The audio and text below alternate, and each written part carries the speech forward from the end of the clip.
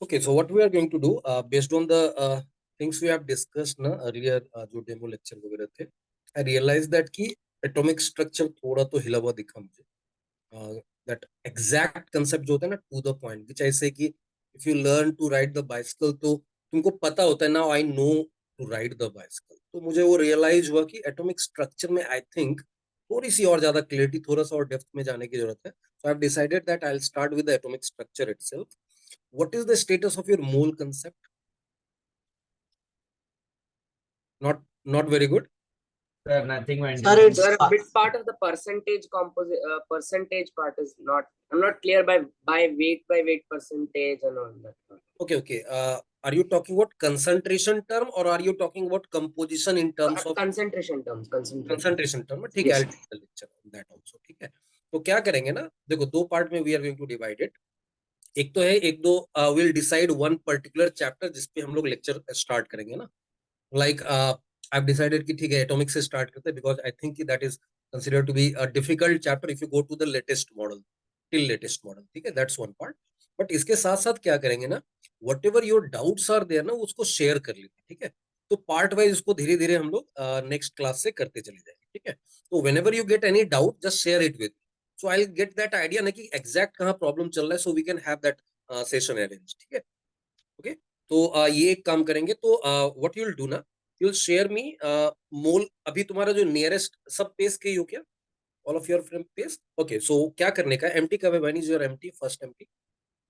29th and 30th July. 29th, that means we have 4 weeks, है ना. तो 4 weeks में विल हैव 8 लेक्चर्स, है ना. तो 8 लेक्चर में if you go, if you share the exact problem wala part, then we can cover the complete syllabus. Otherwise if I go from the start, from the basics, then 8 lecture में तो अपना atomic structure होता है. ठीक है, so that's why I'm telling you. ठीक है, atomic start से start करें तो we'll go from the start itself, but as soon as you share the your point of concerns ना, तो मैं उसको identify करके we can go quick also. ठीक है, so that's another part. So what we are going to do, I'll give you just brief history जो चला था, because if you see, I'll just share the syllabus of JEE Advanced में जो mentioned syllabus है. If you see, this is the syllabus. Now if you see, they have mentioned Dalton's atomic theory mention किया है, और उसके बाद सीधा Bohr's model पे चलेगा. ठीक है, अब ये डाल्टन एटॉमिक थ्योरी उन्होंने एटॉमिक स्ट्रक्चर में मेंशन नहीं किया. It was mention in the mole concept या some basic concepts of chemistry वाले part. But the problem is कि इस दोनों के बीच में भी, इन दोनों के बीच में भी, इफ यू सी ना कि there are many theories and many progresses were happening. ठीक है, तो वो सारी चीजें हम लोगों को देखनी पड़ेंगी, वो भी कवर करना पड़ेगा. Sometimes they ask 1 or 2 question from those sections also. Like एक बार दे हैड आस्क्ड रदरफोर्ड के अल्फा स्कैटरिंग एक्सपेरिमेंट में, उन्होंने अल्फा स्कैटरिंग नहीं पूछा था. दे सिंपली आस्क्ड कि गोल्ड फॉइल वाला जो एक्सपेरिमेंट था, what was the particle used in that, and they didn't mention that term alpha particle. They started writing helium atom, helium nucleus, ऐसा mention किया था. I'll show you that question also. So sometimes they ask it from those sections also. One thing. Second thing is, if you see, Bohr's model is common in physics as well as chemistry. तो up to Bohr model will be useful in chemistry as well as physics, दोनों में काम आने वाला है, including spectrum वाला part also. उसके बाद की थोड़ी सी चीज, ये जो डी ब्रॉयज थ्योरी है, वो जरा सा फिजिक्स में मेंशन करते हैं, otherwise normally we cover it in chemistry only. But इसके बाद की जो कहानी है ना, if you see starting from this point, मतलब in fact these were the basis, जिसकी बेसिस पे the Bohr's model was rejected and the new model came, जिसको हम लोग बोल रहे हैं यहाँ quantum mechanical picture of hydrogen atom. Now to go till there we need to equip ourselves with many concepts, जिसको हम लोग आज कवर करेंगे. तो जहां भी प्रॉब्लम आएगी रोक के बिल्कुल बिंदास पूछने का है. You have to ask all of your doubts. I have given you 2 responsibilities. First thing is you need to be honest. If you don't understand anything, just raise your hand and tell me कि sir नहीं समझ में आया तो नहीं समझ में आया. That's simple thing. And उसके बाद you have to be sincere obviously, है ना. फिर नहीं समझ में आया, again you have to tell. Okay, तो ये रूल अपन स्टिक करके चलेंगे इससे. And what ever work I will be giving you, उसको फॉलो करना. If you follow that will crack everything. ठीक है, don't worry, I will make you understand everything. Now ये जो पूरी कहानी है ना, थोड़ा सा बेसिक्स दे देता हूं मैं कि कहां से ये कहानी स्टार्ट हुई थी. तो just I will give you 1 2 3 things जो एक्चुअली प्रोग्रेस में आया था। ये कहानी स्टार्ट होती है कि मैटर बना कैसे, दैट कंपोजिशन वाला part was started with a group of, उस समय के लिए तो they were called philosophers because earlier there were no scientist. तो group of philosophers were called alchemist. Alchemist Paulo Coelho की एक नोवेल आई थी, बट उससे पहले इनफैक्ट द केमिस्ट्री वर्ड से पुराना वर्ड है अल्केमी। तो alchemist were the group of people who we were trying to find out something called philosopher's stone. Harry Potter में सुना होगा ये वर्ड। सो philosopher's stone ढूंढ रहे थे। बेसिस क्या था, they were understanding कि every matter is formed out of 4 elements। वो 4 elements क्या थे, air, fire, water and earth. ठीक है, वहां से कहानी स्टार्ट हुई है, और ये कहानी मैं बता रहा हूँ, it is almost 2500 years back. इतनी पुरानी कहानी है। दे बिलीव्ड दैट कि every matter is formed out of 4 elements only: air, fire, water, earth. Now the concept, the basis of this concept was कि if everything like tin is made of air, fire, water, earth, gold is also made of air, fire, water, earth, तो फिर there will be some manipulation, some twist in the composition can convert tin into gold also. If they are made of the same particle, then we can twist. Anshul, you there? Switch on your video. Yes, sir. Okay, so what I was saying कि if that is the approach, so they were always trying to convert it into different forms, and ऐसा करते करते, अब इस चीज का मजाक भी बहुत उड़ाया गया, but the thing was कि उन्होंने काफी ज्यादा कंट्रीब्यूट कर दिया इसी चक्कर में। और वो जो कंट्रीब्यूशन था, first thing is distillation, fractional distillation, ये सब जहां से आया है, दे कीप हीटिंग, वो चीजों को गर्म कर रहे होते थे, so that they were understanding that things can readjust themselves so that a tin can be converted to gold. They are very much obsessed with the noble metals, particularly gold was the, right now still till now, अब तो diamond और platinum की तरफ move कर रहे हैं। Otherwise gold was the metal जिसके through, जिसके लिए बाकी क्या पूरा world was highly obsessed, till it is obsessed, है ना। सो नाउ ये कहानी आई थी, that was the story of alchemist. Second part आया, ये मैं अब आ गया हूं अराउंड 400 बिफोर क्राइस्ट। ठीक है, वहां पे there was a philosopher called Aristotle. Aristotle ने इसमें एक और कंट्रीब्यूशन किया। उन्होंने बोला एयर, फायर, वाटर, अर्थ तो समझ में आ रहा है, but if I can see the sun, I can see the stars, वहां क्या चल रहा है उनका कंपोजिशन। तो जहां तक उनकी रीच नहीं थी, यू कांट एक्सेस सन और स्काई ना, तो उन्होंने क्या किया, उसमें एक और एलिमेंट ऐड किया, दैट एलिमेंट वाज स्काई और एथर। मार्वल में आया था एक बार, है ना, थॉर वाले मूवी में एथर वर्ड यूज किया। ये सारी चीजें वो लोग हिस्ट्री से उठा के लेके आते हैं। ठीक है, तो एक नया टर्म आया ईथर और स्काई। तो वहां से उनको समझ में आने लगा कि there are 5 basic elements: air, fire, water, earth and sky. अब ये सारी कहानी जब आई, तो air, fire, water, earth, sky बनने से फिर से कहानी यही चली। अब उनकी एक और थ्योरी थी एरिस्टोटल की, and that was the continuum theory.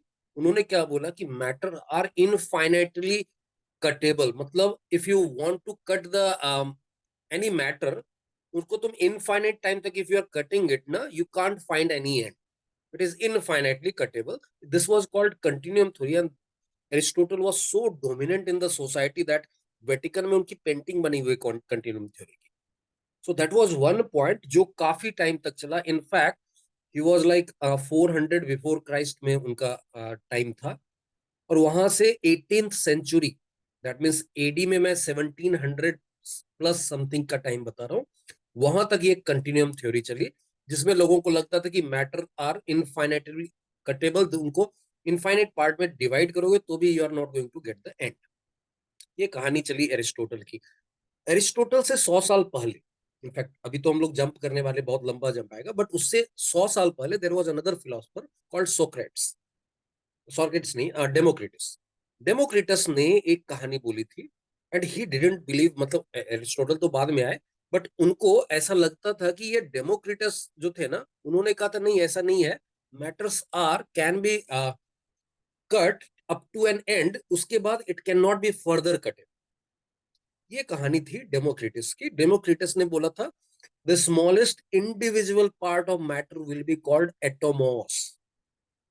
ठीक है, तो ये जो एटोमोस की कहानी आई थी, सबसे पहले अराउंड वही 300 400 बिफोर क्राइस्ट के लगभग में, that was given by Democritus, who was a philosopher, who was not scientist, उस समय साइंटिस्ट नहीं होते थे। ये सारी कहानी चलती रही 18th सेंचुरी के एंड तक। 18th सेंचुरी के एंड में देयर वर सम साइंटिस्ट, क्योंकि वहां पर अब वो साइंटिफिक प्रोग्रेस होने लगा था, people started setting up lab, और ये सारी कहानी बहुत ज्यादा हो रही थी फ्रांस।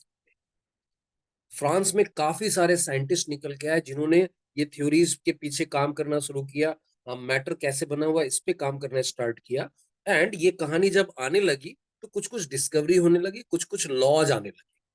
मूल कंसेप्ट में कुछ लॉज तुमको बताए गए होंगे, law of multiple proportion, law of definite proportion, law of reciprocal proportion, law of conservation of mass and Gay Lussac's law, है ना। ये 5 बेसिक कहे जाते हैं, लॉ ऑफ केमिकल कॉम्बिनेशंस कहे जाते हैं। ये सारे लॉ वही 18th सेंचुरी के एंड में 1770 80 90 इस ड्यूरेशन में ये सब लॉज आने लगे। और ये जो लॉज आने लगे ना, उसके बाद पीपल स्टार्टेड रियलाइजिंग कि how to explain these laws, क्योंकि वो सब एक्सपेरिमेंटल चल रहा था, there was no theory about that. वो एक्सपेरिमेंट करते थे और उससे एक लॉ निकालते थे, तो all those were experimental laws, कुछ प्रूफ वगैरह नहीं था, कुछ एक्सप्लेनेशन नहीं था, ऐसा ऐसा हो रहा है। दे वर ऑब्जर्विंग दीज थिंग्स, ठीक है। वो लॉज कौन कौन से थे, just I give you the idea. तो एक दो चीजें मैं सिर्फ दिखा देता हूँ। अल्केमिस्ट ने जो दिखाया था वो क्या था, these were the 4 notations for air fire water अर्थ।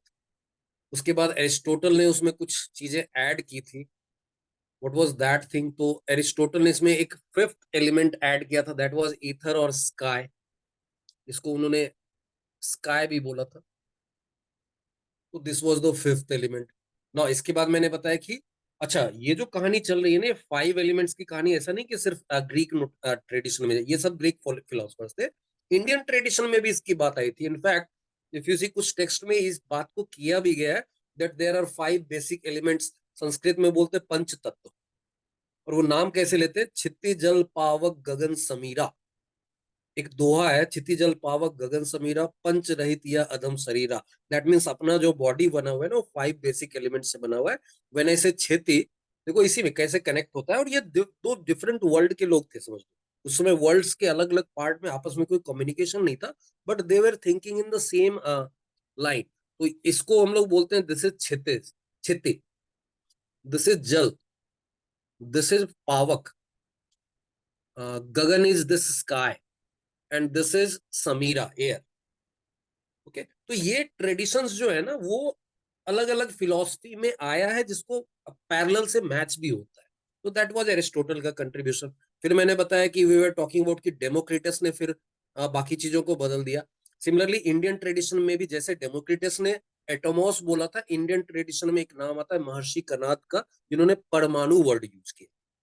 तो परम अणु इज नथिंग बट एटम, ठीक है। अभी हिंदी किसी का सर्च करोगे, एटम की हिंदी क्या होती है, विषय परमाणु। मॉलिक्यूल की हिंदी क्या होती है, विषेट अणु, ऐसा नाम लेते हैं। तो ये कहानियां इधर भी चल रही थी। और उसके बाद जो मैंने बताया 18th सेंचुरी में देयर वर मेनी एक्सपेरिमेंट्स, जिसकी बेसिस पर कुछ लॉज ऑफ केमिकल कॉम्बिनेशंस आने लगे थे। वो जो केमिकल कॉम्बिनेशंस के लॉ आ रहे थे, वो लॉ कौन से थे, देखो ध्यान से।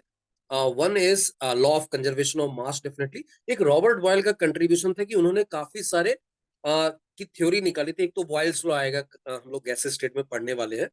He started trying to find out the basic elements of different material, and he was the first person who started rejecting the idea of Aristotle.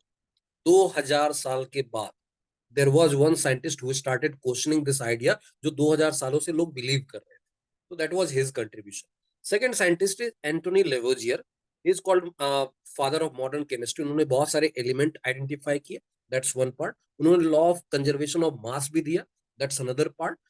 इसके अलावा और भी चीजें हुई थी। If you know little bit of history ना, तो 18th century का एंड जो था, दैट वाज फ्रेंच रिवॉल्यूशन का टाइम। फ्रेंच रिवॉल्यूशन के टाइम पे पॉलिटिक्स वाज सो हाई ना, and Lavoisier was interested in politics. In fact उनका एक टोबैको का बिजनेस भी चलता था।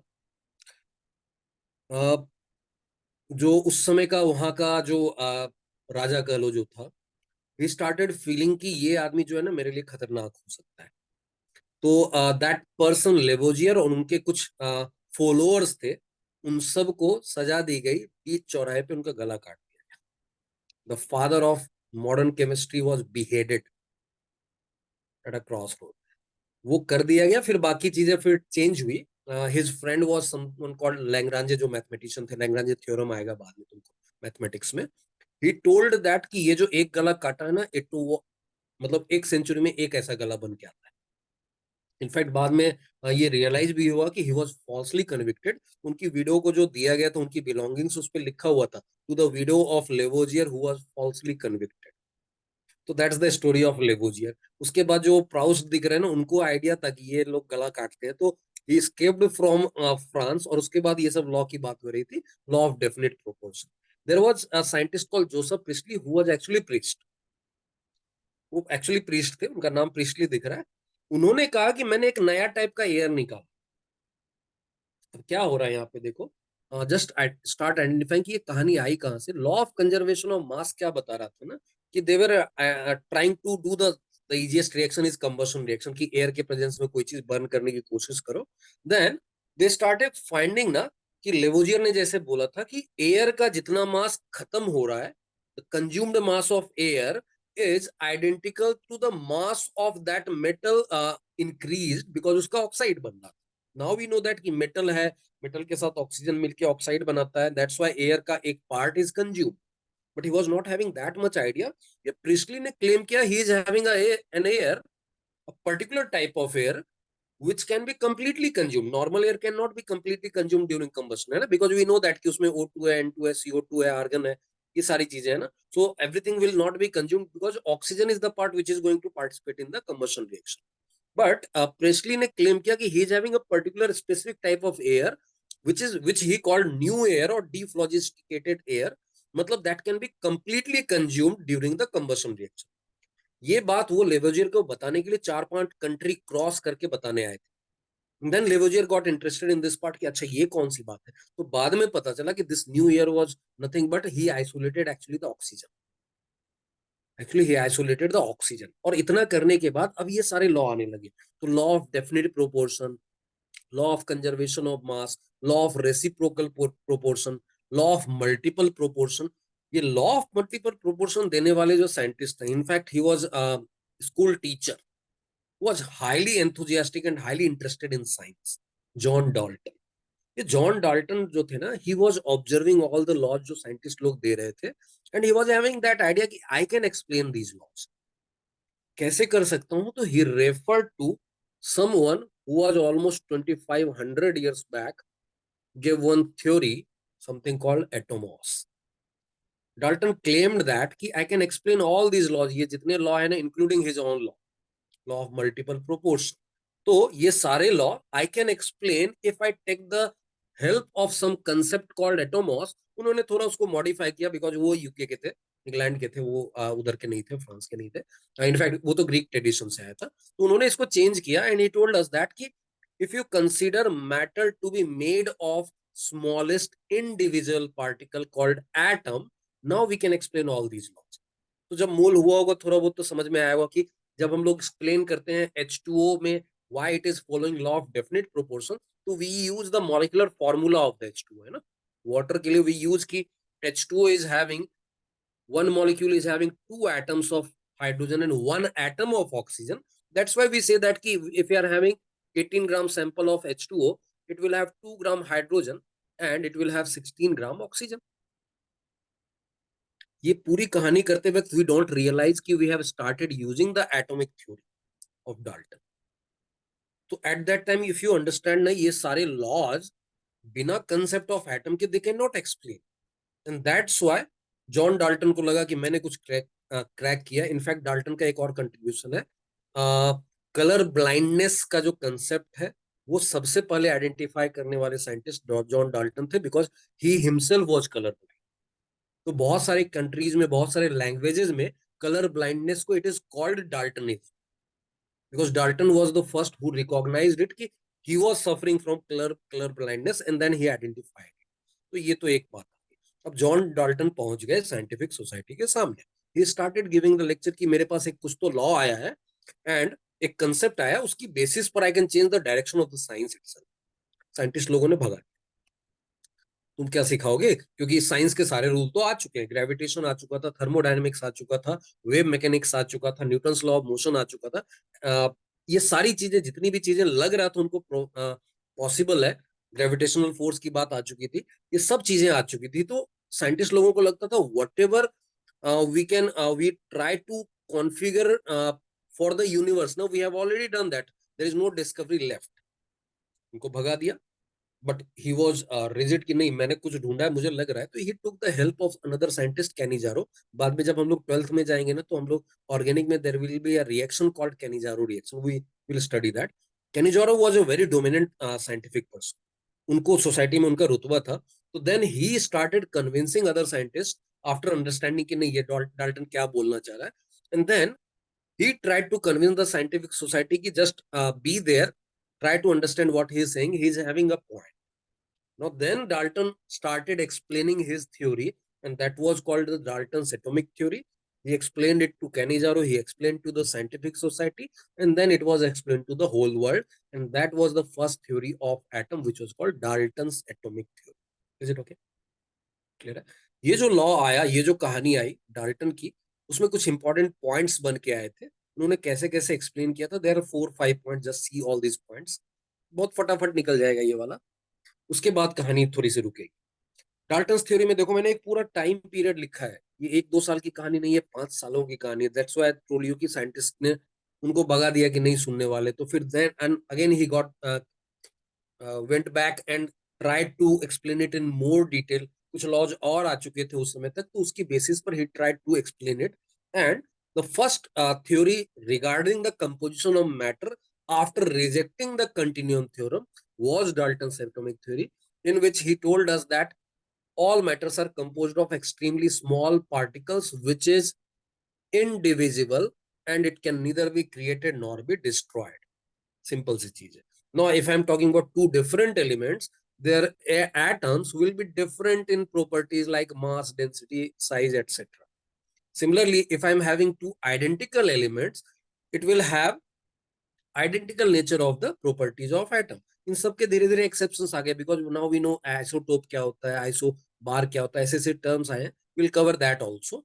like if I am having isotope, they'll be having same atomic number but they will have different mass number, है ना? तो इसका मतलब mass number different है, their mass will also be different, and that's why it was understood that कि ये धीरे धीरे फेल होगा। अब देखो इस थ्योरी में क्या है, एटॉमिक स्ट्रक्चर में क्या है, sometimes I get that query कि जब ये गलत था, इसके बाद जो आएगा वो भी गलत था, तो गलत पढ़ा क्यों रहे? That's a one genuine question, ठीक है, I will reply to that. अगर मैं अभी के अभी पहला लेटेस्ट मॉडल तुमको पढ़ा दूं ना, पहली बात तो तुम भाग जाओगे क्योंकि तुमको बात समझ में नहीं आएगी।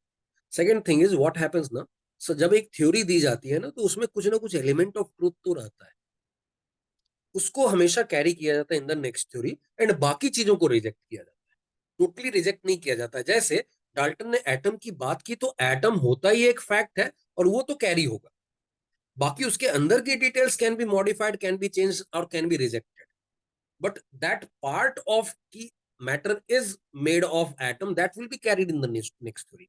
And that's why when you learn it gradually, historically na, you start understanding the things, because धीरे धीरे वो progress होके develop हो।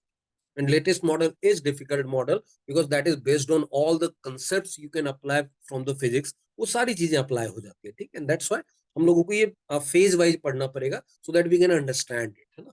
अब देखो होता क्या है ना, साइंटिस्ट लोगों ने तो 11th-12th भी किया था, उन्होंने ग्रेजुएशन भी किया, पोस्ट ग्रेजुएशन भी किया, मास्टर्स किया, पीएचडी किया, कितने सारे रिसर्च पेपर निकाल दिए। जब वो बोलेंगे तो ये थोड़ी सोच के बोलेंगे कि 11th क्लास के बच्चे को समझाना है, but we need to understand it कि वहां जो जो चीजें जरूरी होंगी, that we need to understand. And that's why देखोगे बीच बीच में मैं whenever it will be required, I will give you some concepts of physics भी पढ़ाऊंगा मैं, मैकेनिक्स की जरूरत जहां होगी I will teach you that part also. Electrostat जरूरी होगा इस चैप्टर को डील करने के लिए, will learn that, will learn concept of wave also. ये सारी चीजें हम लोगों को सीखनी पड़ेंगी यहाँ पे, ठीक है। तो ये थ्योरी हो गई डाल्टन की एटॉमिक थ्योरी। डाल्टन की एटॉमिक थ्योरी आ गई, एवरीवन एक्सेप्टेड इट, और उसके बाद फिर से आराम से बैठ गए। क्यों बैठ गए? तो उनके दिमाग में तो ऑलरेडी तक सब तो ढूंढ लिया, एक जो बची हुई चीज रह गई थी वो डाल्टन ने ढूंढ के निकाल दी। इतना करने के बाद सब बैठ गए। एंड इफ यू सी ना, 1810 से लेकर 1850-60 तक अदर देन वन साइंटिस्ट बाकी कोई मेजर डिस्कवरी नहीं मिलेगी। ये 40-50 साल का टाइम जो था ना, it was a long gap, it is called a long gap in the scientific society के बीच में ये टर्म फेमस है, a long gap in the discovery of science. क्यों? क्योंकि दे वर सो कॉन्फिडेंट। इनफैक्ट एक साइंटिस्ट, एक प्रोफेसर ने एक कॉन्फ्रेंस में क्लेम किया था, the future discovery will never be a new thing. ये कहानी मैं बता रहा हूँ 1800 मतलब 19th सेंचुरी की। वहां पर there was a scientist which was professor also, he claimed that there will not be any future new discovery, everything has been discovered. Whatever discovery will be happening now, whatever scientific development will be happening, it will be for the already discovered things का fourth or fifth decimal place. Like I have got some number, उसी को थोड़ा सा modify करना होगा in the third or fourth decimal place. That much confident was the scientific society at that time, and that overconfidence के कारण वो 40-50 साल का पूरा गैप आ गया। बट उसी बीच में there was one scientist who kept working for these things. उन साइंटिस्ट का नाम था फेराडे। ये बार बार ये नाम आएगा तुम्हारे सिलेबस में, फिजिक्स में भी आएगा, केमिस्ट्री में भी आएगा। Michael Faraday was the person जिन्होंने लैब में उस समय बैटरी बना ली थी। 1830s की कहानी सुना रहा हूँ मैं। उन्होंने लैब में बैटरी बना ली थी। उन्होंने एक प्रोसेस डेवलप कर लिया था जिसकी बेसिस पर आज बहुत सारे काम होते हैं, बहुत सारी इंडस्ट्री बेस्ड है, and that was called electrolysis. ये इलेक्ट्रोलिसिस की एक बेसिक कहानी में समझा देता हूँ, देन विल सी कि वहां से अपनी फाइंडिंग क्या है वो हम लोग देख लेंगे। इलेक्ट्रोलिसिस पता है? What is electrolysis? Anyone? Passing of electric current to split the compound into ions. Okay, so not only into ions, what happens now? See, this is the basic diagram. I have given you one basic diagram in which I have taken molten NaCl. बाद में पढ़ेंगे हम लोग 12th class में, तुम्हारे seniors को भी मैं पढ़ा रहा हूँ कि if I take aqueous NaCl, that means if water is also there, तो थोड़ा गड़बड़ होता है, कुछ और चाहते कुछ और है, होता कुछ और है, बट वो पार्ट अभी नहीं डिस्कस करेंगे। मोल्टेन NaCl का मतलब है उसको मेल्ट करके रख दिया so that it can conduct the electricity. Solid form में इट विल नॉट कंडक्ट, तो मेल्ट करके रख दिया है। नाउ व्हाट ही डिड ना, he was having battery in the lab, molten form of NaCl लिया, और उसके बाद उसको he started passing the electricity through this molten form of NaCl. ऐसा करने से क्या हुआ ना, he started observing that something was deposited here, something was getting deposited here, and some bubbles were coming out of this electrode. ये जो दो चीजें थी उसको ऑब्जर्व किया तो पता चला ये जो डिपोजिट हो रहा है ना, that is sodium, and this thing is coming which is Cl2 gas ना। उस समय नहीं पता था ये आयंस वायंस है। मैं एक कहानी बता रहा हूँ 1830 की। इलेक्ट्रॉन कब मिला पता है? इलेक्ट्रॉन मिला 1897 में। तो इसका मतलब उनको कोई आइडिया ही नहीं था कि मैटर के अंदर ऐसा कुछ होने वाला है, ऐसा कुछ आयन वायन होते हैं, ऐसा कुछ नहीं पता था उससे पहले। ही स्टार्टेड एक्सप्लेनिंग दैट कि I am having a process in which some substance is coming towards. देखो ये जब भी मैं बैटरी बनाऊंगा ना इन फ्यूचर, बहुत बार इसको यूज करेंगे। whenever I make the battery, ये बड़ा डंडा जो दिख रहा है that will be having positive and this will be having negative. मतलब इससे जो प्लेट जुड़ा हुआ होगा this will have positive charge over it, and इससे जो प्लेट जुड़ा हुआ रहेगा that will have negative charge over it. ठीक है? This we are going to use it frequently in this chapter, in many chapters. Now, so that means this plate was having positive charge. इधर देखो बड़ा वाला डंडा दिख रहा है और एंड में देखो ये छोटा वाला डंडा दिख रहा है। That means we are saying that this plate is having negative charge. Now, if I say that something is getting attracted towards a positively charged plate, the thing which is getting attracted must be having negative charge, है ना? अभी तो that is being attracted towards the positively charged plate. इसका मतलब है the substance which is coming towards the positively charged plate must be having negative charge, and similarly if something is getting attracted towards negatively charged plate must be having positive charge in it, तभी तो वो negatively charged plate की तरफ आ रहा है।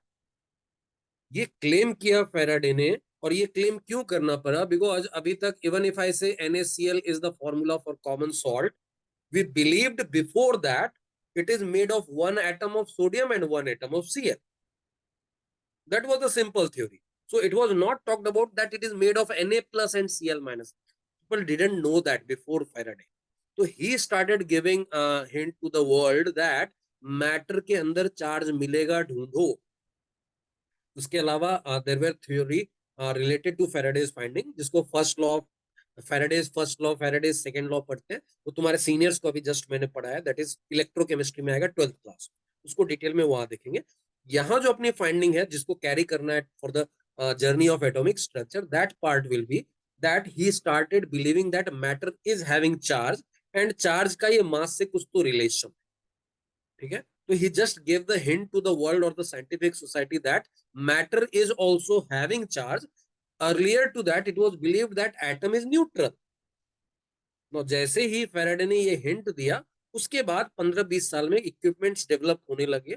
One particular equipment जो काफी काम आया इस जर्नी में, that was called discharge tube. वो 1850 के बाद इट वाज डेवलप्ड बाय, पहले तो एक साइंटिस्ट का नाम है क्रुक, और उसके बाद बहुत सारे साइंटिस्ट का नाम आया, उसमें जाने का नहीं है, उस हिस्ट्री में नहीं पढ़ने का है। बट यहाँ से जो फाइंडिंग मिली, the summary of this theory was कि matter is going to have charge, और उसको ढूंढना पड़ेगा, और उसको ढूंढने के लिए ही डिफरेंट इक्विपमेंट्स डेवलप किए गए। One of the very important equipment developed for this thing was called discharge tube. Discharge tube में बहुत सारे साइंटिस्ट ने बहुत सारे एक्सपेरिमेंट्स किए, and after doing those type of experiments, one scientist found out that there is something called electron. In fact, he didn't never liked the name electron, he called it corpuscles. वो नाम पहले भी मैंने देखो boil के time पे use किया था। बॉयल ने बोला था कि matter is made of tiny particles which are called corpuscles, ये वर्ड पहले आ चुका था।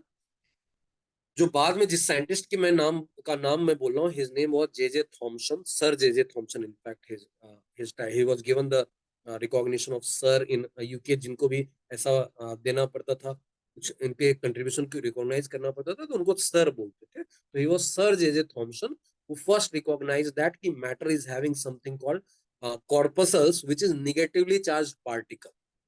और ये कहानी आई है 1897 में, मतलब ये 30-40 इयर्स की जर्नी थी, जिसमें पहली बार we reached at something called negatively charged particle which was called corpuscles by Thomson, but it was later renamed as electron.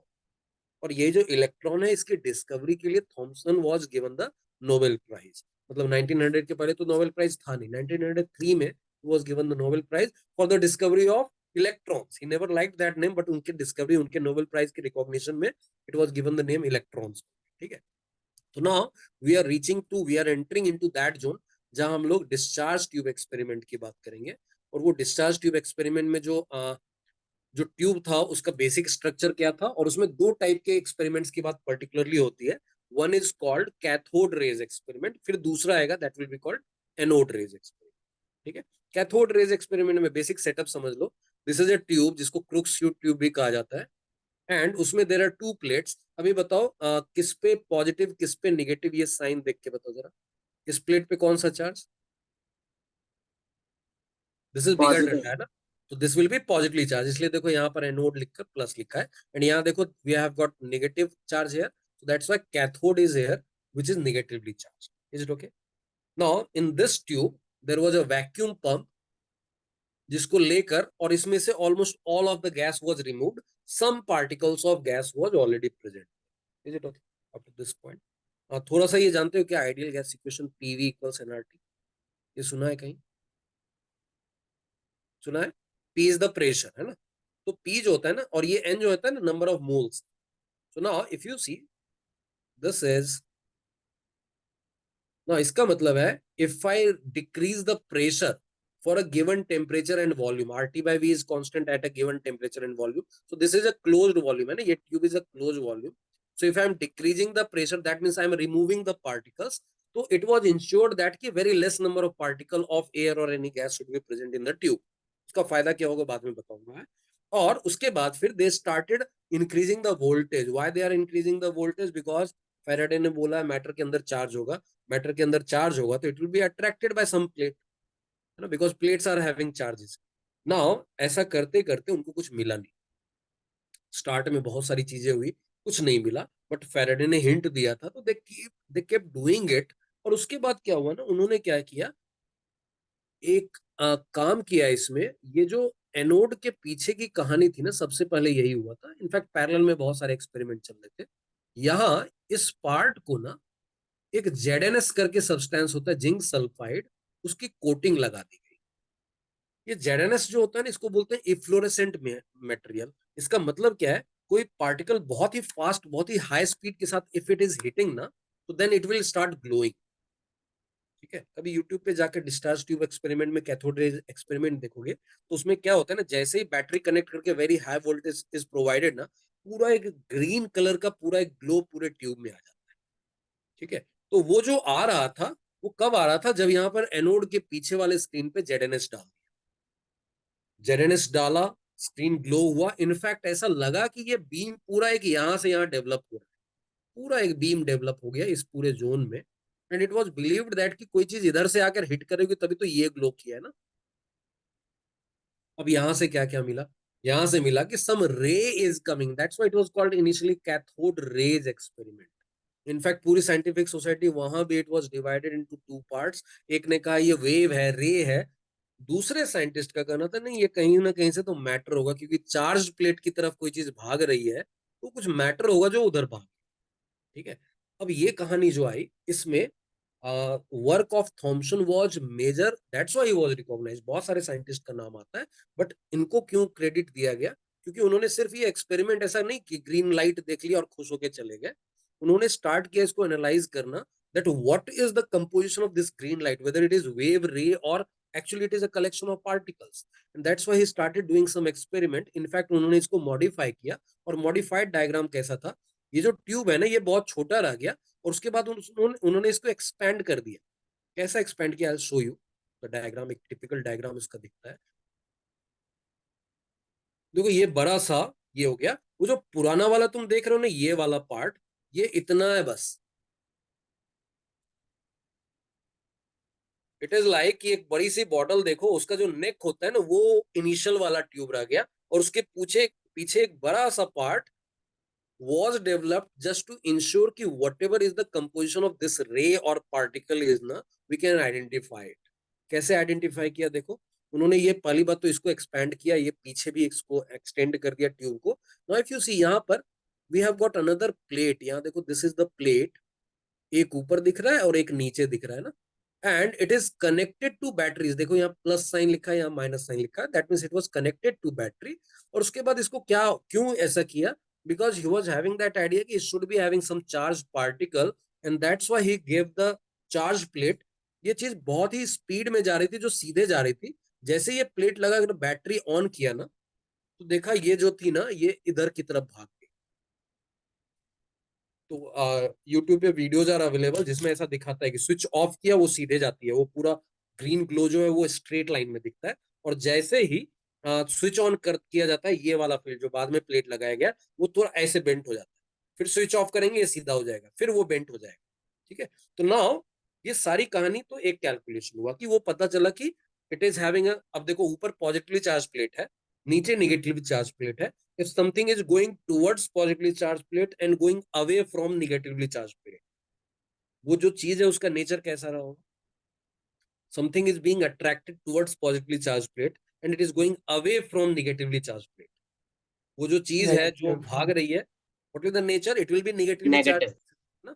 So that's why Thomson was the first person who identified that ये जो ray जैसा दिख रहा है ना, it is not actually the ray, this is the collection of particle which is actually negatively charged particles, and I can identify that based on its deviation।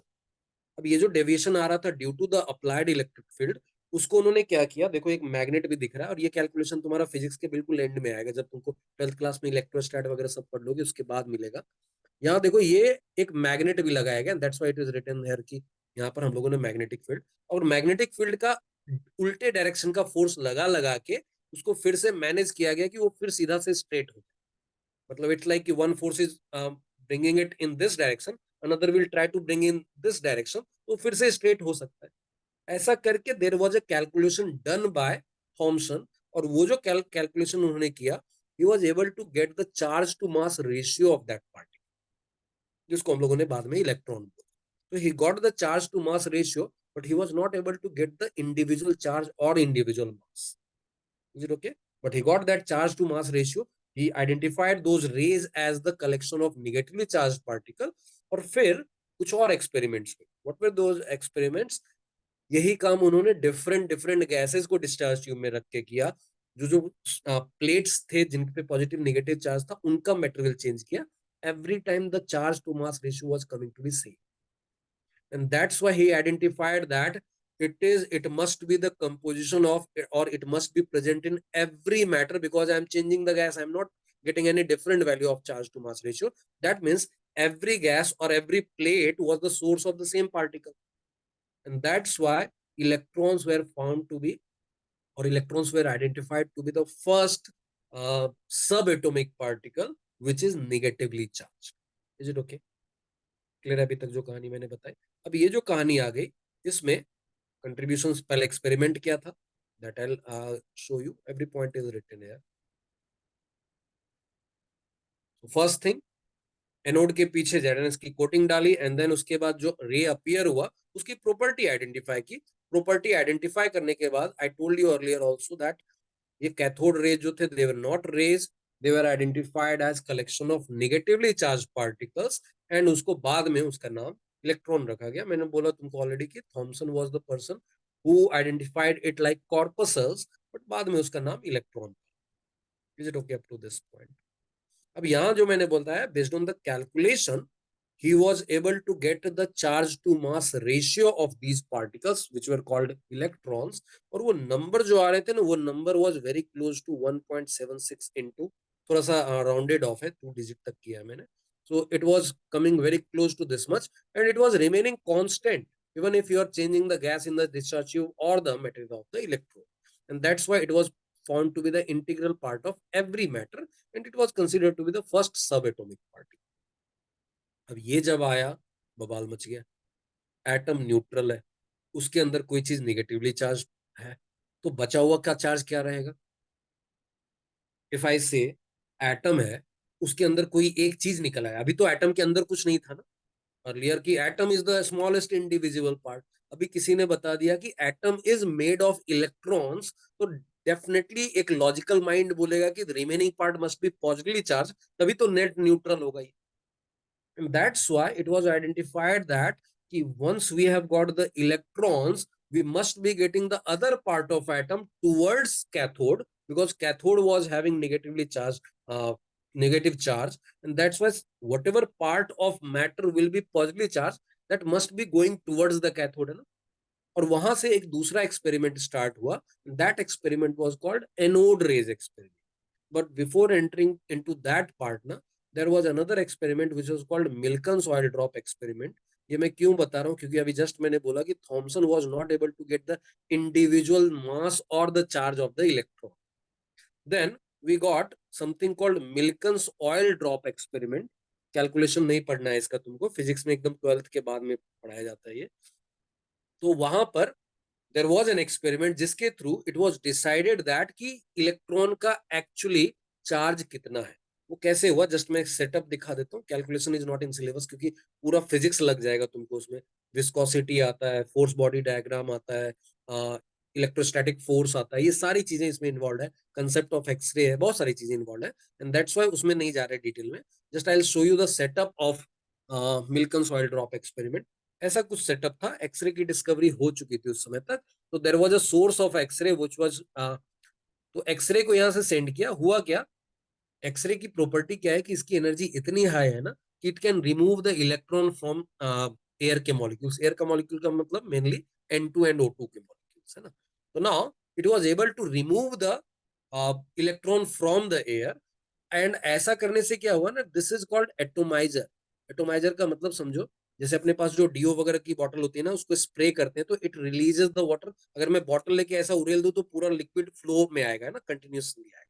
But if I am having, जिसको atomiser कहते हैं, या अपने लिए जो do वगैरह की bottle होती है, उसको इफ यू पुश इट ना, it starts throwing the droplets of that deo, है ना. तो दोज ड्रॉपलेट्स लाने की कोशिश की थी थ्रू द एटोमाइजर. एटोमाइजर को समझ लो कि वो डीओ की बॉटल ऐसा. एंड उसके अंदर there was some oil field. वो जो ऑयल के पार्टिकल्स नीचे गिर रहे थे, इफ एयर के इलेक्ट्रॉन, एयर के मॉलिक्यूल के, if I can say N2 या O2 के मॉलिक्यूल से इलेक्ट्रॉन निकल के इस पे आ जाएंगे, तो क्या होगा, इसके पास नेगेटिव चार्ज आ जाएगा ना. अब अगर इसके पास नेगेटिव चार्ज आ गया तो it will be attracted bye positively charge plate, it will B repelled by negatively charge plate. तो उसके ऊपर और नीचे देखो दो प्लेट डाल दिए गए, दोनों को बैटरी से कनेक्ट कर दिया गया इस तरह से कि ऊपर वाले पे पॉजिटिव चार्ज आ जाए, नीचे वाले पे नेगेटिव चार्ज। अब समझो कि oil drop is trying to go down, है ना, बिकॉज ऑफ ग्रेविटी। सिंपल सी चीज है, if I leave any oil drop it will go down, but now तो इस पे ग्रेविटी का फोर्स लग रहा है m टाइम्स g, है ना, मास इनटू ग्रेविटेशनल स्मॉल जी जो बोलते हैं, दैट्स वन फोर्स। लेकिन if it is going down तो एयर का रेजिस्टेंस लगेगा ऊपर के डायरेक्शन में, which is also called viscosity. So there will be some force, viscous force, which is called viscous force. It will be acting in the upward direction. इसके अलावा ये जो प्लेट्स थे ना, देखो प्लेट क्या करेगा, ये पॉजिटिवली चार्ज प्लेट है, it will pull it towards it. The negatively charge plate will also repel it towards upward direction, है ना, and that's why as a whole इसके ऊपर एक इलेक्ट्रोस्टैटिक फोर्स भी लग रहा है।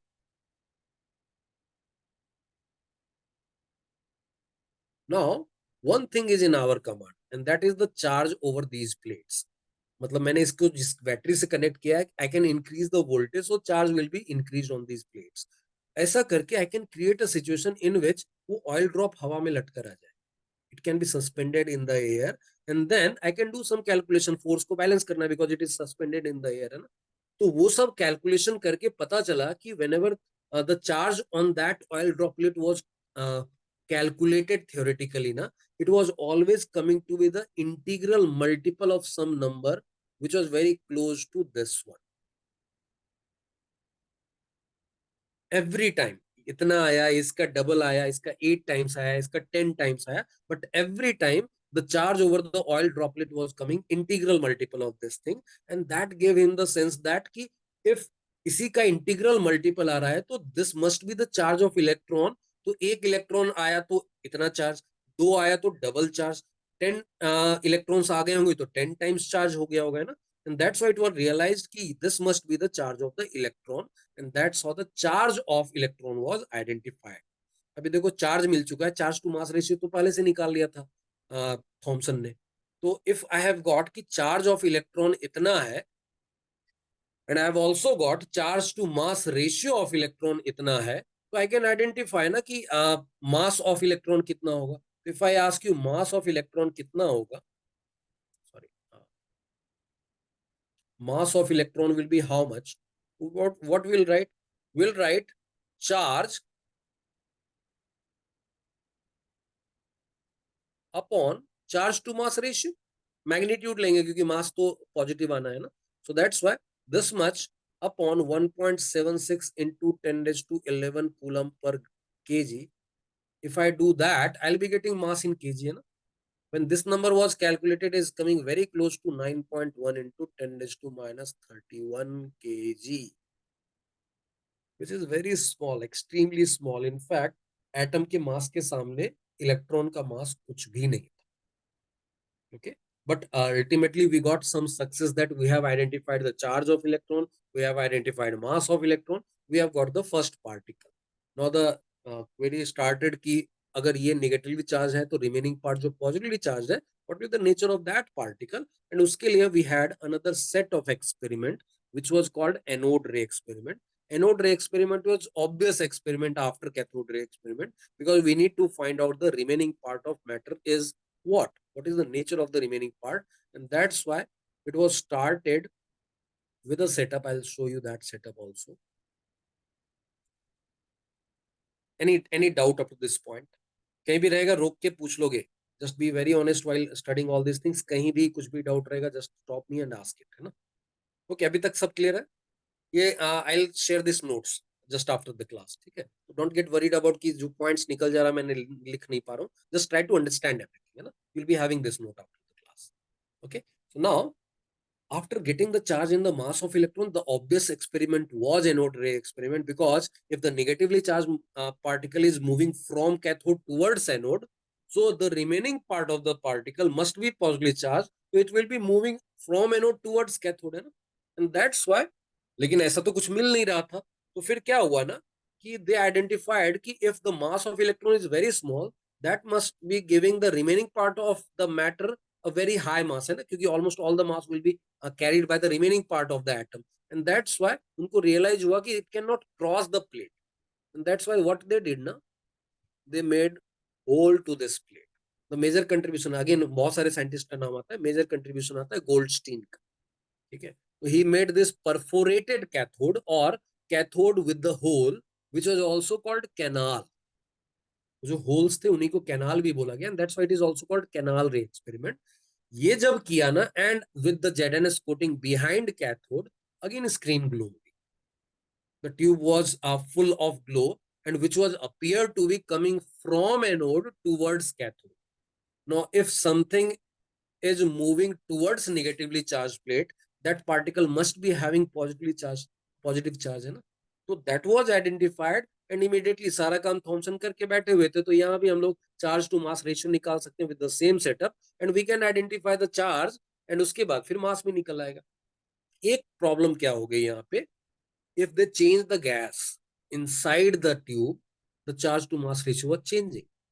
Why that is happening, anyone? Why if I change the gas in the tube, the positive ray wala particle will have different value of charge to mass ratio? Why that is happening, anyone? Number of protons are different in each type of atom, so that might cause variation. But proton will have individual, any proton will have same charge to mass. Charge to mass ratio should not change. So one misconception which is given to the students that it was the discovery of proton. No. Proton was not discovered at that time. In fact, if I give you the year ना, तुमको लगेगा ये चल क्या रहा है life में. ये जो मैं कहानी बता रहा हूँ ये सब 1900 के अराउंड वाली कहानी है. उसके बाद थॉमसन का मॉडल आया, फिर रदरफोर्ड का मॉडल आया, रदरफोर्ड के बाद बोर का मॉडल आया. That was around 1911 to 13. Proton कब मिला पता है? 1919-20 के टाइम. तो this was not for the, बहुत सारे बुक्स में भी गलत लिखा हुआ है, बहुत सारे फैकल्टीज भी गलत बता देते हैं क्योंकि हिस्टोरिकली उन्होंने इसको स्टडी नहीं किया हुआ है. This was not about the discovery of proton. Anode रे experiment was not the discovery of proton. Anode ray experiment was giving you the remaining part of atom which was positively charged, and now we know that ना कि उस समय ये फंडा नहीं था, but now we know that कि atom में क्या है, we have electrons which can be removed, but उसके बाद बचा हुआ part क्या है? What is the remaining part of atom? It is not proton. What is that part? Nucleus. Nucleus. Yes, that was nucleus. Now understand that why we are getting different charge to mass ratio, because different element will have different nucleus in which there is not only proton, it is having neutron also. है ना? So now if I am having different elements which are having different number of proton to neutron का ratio, only proton contributes towards charge है ना? If I take charge to mass ratio, इसी की बात हो रही है, तो charge to mass ratio में neutron will be contributing towards charge as well as mass, but proton will be contributing towards charge as well as mass, but neutron to will be contributing only towards mass, no? And that's why by taking different gases, different charge to mass ratio was coming. Now there is one element जिसके पास neutron है ही नहीं. What is that element? There is one element which doesn't have any Hydrogen. hydrogen, the simplest, the lightest element. Hydrogen has just proton inside its nucleus. There is no neutron. So if I ask you for anode rays experiment, what will be that element for which charge to mass ratio will be highest? क्या बोलोगे? Hydrogen. Hydrogen है ना, because इसके अंदर जो neutron जो मास में सिर्फ कंट्रीब्यूट कर रहा था, which was increasing the denominator but was not changing the numerator, that is absent, and that's why hydrogen was found to have the highest or maximum charge to mass ratio for these particles which were actually nucleus. ठीक है, clear point. तो यहाँ पे proton नहीं मिला, proton मिला इसके 20 साल बाद. ओके, चलो. सो नाउ so ये कहानी की समरी Sir, I क्या had है? a doubt. Yeah, ask me. Sir, in the tube, why is it mentioned that the air is at very low pressure? Okay, again I told you ना, हाँ वो question start में भी आता है, why we are maintaining the low pressure, because अब now understand that कि we know that, वो उनको नहीं आइडिया था इतना, but they were knowing कि अगर दो टाइप के चार्ज पार्टिकल होंगे, if I am having one part positively charged, another part negatively charged, they'll be under attraction ना. So if you want to remove them, you need to give it energy, है ना. Those two things which are getting attracted towards each other, if you want to separate them, then you need to give the energy. And what was the source of energy in this setup? What was the source of energy in this setup? The voltage The generator. Battery itself है ना, whatever battery we are using. So battery का voltage high करने के बाद भी they were not getting anything. That's why they thought कि हो सकता है the provided energy is not that much sufficient so that they can be separated. क्योंकि separate करने के बाद ही experiment, otherwise experiment will be failed. And that's why they ensured that कि if less number of molecules will be present, it will be easier to separate the electrons from the remaining part of matter atom. Is it okay? And that's why देखो high voltage लिखा हुआ है. The words are very clear that voltage must be high and pressure should be very low. And I told you PV equals nRT से.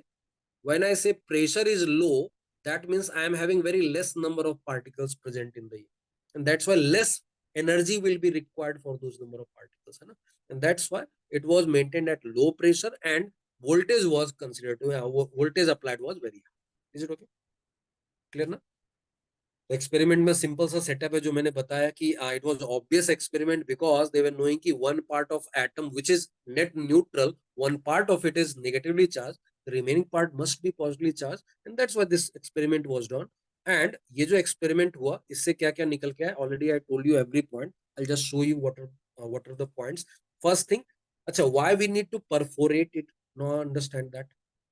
पहली बार तो ऐसा कुछ नहीं किया था ना, ये जो एक्सपेरिमेंट हुआ देखो यहाँ कोई होल वगैरह बनाने की बात की थी क्या? कहीं कुछ ऐसा नहीं लिखा हुआ. Why that is happening here? Cathode ray में क्यों नहीं किया, एनोड रे में क्यों आया? Anyone? Sir because particles deviate हो जाते होंगे तो फिर फ्लोरेसेंट स्क्रीन पे रिजल्ट्स नहीं दिखते होंगे.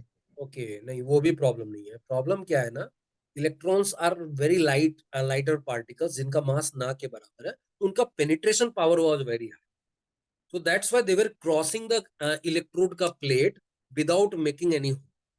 But when you see the remaining part of atom, that is nucleus, which is heavier part, है ना? In fact, electron के mass का proton itself कितना times है पता है? 1837 times. Electron के mass का almost 1836, 1837 times is just one proton. So imagine if I am having a particle which is having 8 proton and 8 neutron like oxygen.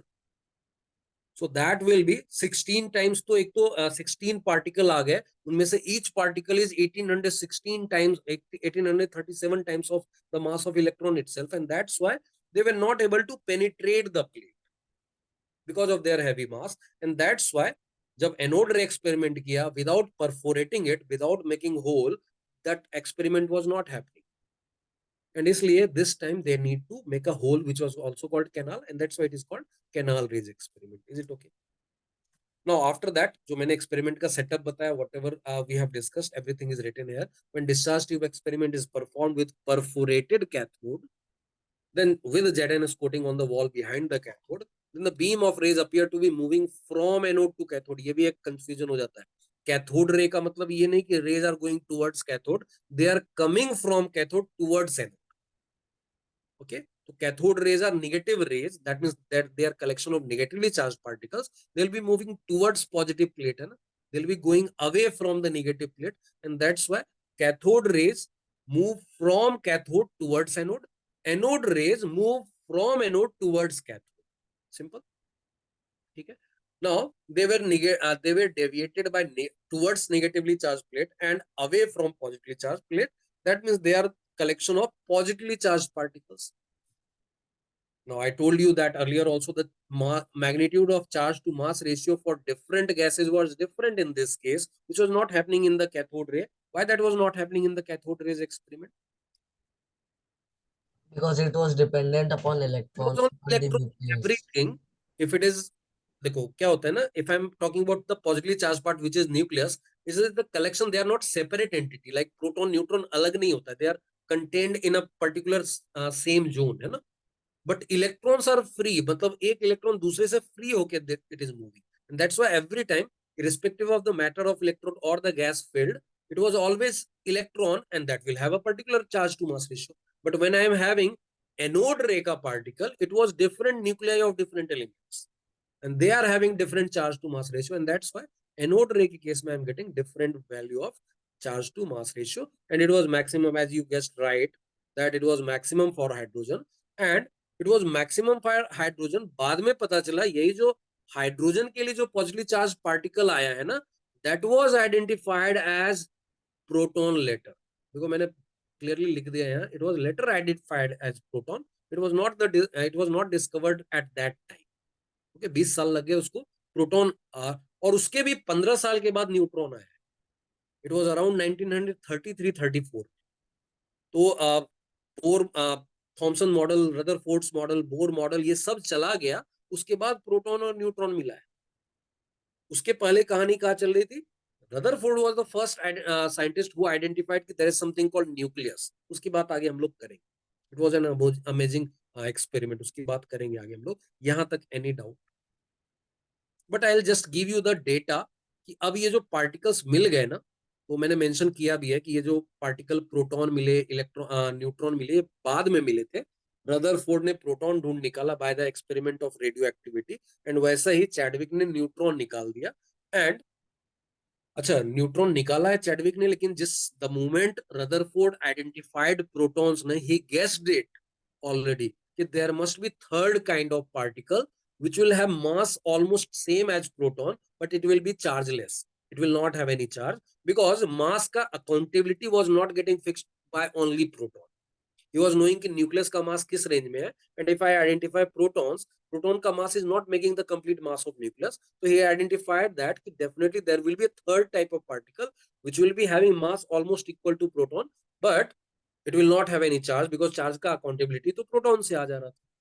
बाद में चैडविक ने जब एक्सपेरिमेंट किया तो ये identified a third kind of particle, जो बोला रदरफोर्ड ने जिस पार्टिकल की बात 15 साल पहले की ना, I have identified that particle, I have got that particle, and that's how ये पूरी कहानी जो थी ना, इलेक्ट्रॉन 1897, उसके almost 20 years later proton was discovered, and उसके almost 15 years later neutron was discovered. Now after getting all these particles, एक particle और है जिसकी बात आगे भी करेंगे, that is called alpha particle. Do you know what is alpha particle? Nucleus of helium. Very good. So that particle was used in Rutherford's experiment, and that's why it was a question of JEE. काफी पहले पूछा था, but it was asked in JEE कि ये जो particle है ना, ये इन सारे पार्टिकल्स की प्रॉपर्टी को पहले तो देख लेते हैं, देन उन्होंने रदरफोर्ड के स्कैटरिंग एक्सपेरिमेंट में कौन सा पार्टिकल होता है ये पूछा, बट एक बार यही पूछा कि electron, proton, neutron and alpha particle के स्पेसिफिक चार्ज रेशियो को, चार्ज टू मास रेशियो को जरा डिक्रीजिंग ऑर्डर में अरेंज करके बता दो। Now I have already written the data. Charge देखो, प्रोटॉन एंड इलेक्ट्रॉन का आइडेंटिकल है, but mass I told you कि ये जो मास है ना, दैट इज ऑलमोस्ट 1836 और 37 times of the mass of electron. यहां से यहाँ का जो रेशियो है, इट इज ऑलमोस्ट 1836 और 37 के रेंज में आता है, and these two are having identical masses, almost identical, not exactly. Neutron is slightly heavier than the mass of proton. Okay, that's one part. Now already I told you कि electron proton का charge बराबर है, but अगर proton का मास ज्यादा है तो definitely its charge to mass ratio will be very less in comparison to that, and particularly it will be around 1837 time less, है ना? And that's why you can find out कि electron का जो charge to mass ratio है, that is very high, and this is lower than that. But if I talk about neutron, its charge is zero. So charge to mass ratio will also become zero ना, क्योंकि charge to mass ratio में charge in the numerator. If I ask you alpha particle, ये कहाँ पे lie करेगा इन तीनों के बीच में? Already I told you alpha का मतलब क्या? It is helium nucleus. Helium nucleus का मतलब it is having 2 protons and 2 neutrons. Now if I ask you, already I have shown you that charge will be equal to 2 times charge of proton because it is having 2 proton, and mass of proton and neutron are not very much different, so we can say that it is approximately same as 4 times mass of proton, just to give you the idea कि ये इसका charge to mass ratio कहाँ पे आएगा. Now if I ask you what is the charge to mass ratio, can I say 2 into charge of proton upon 4 times mass of proton, and that makes it very close to half times charge to mass ratio of proton, है ना?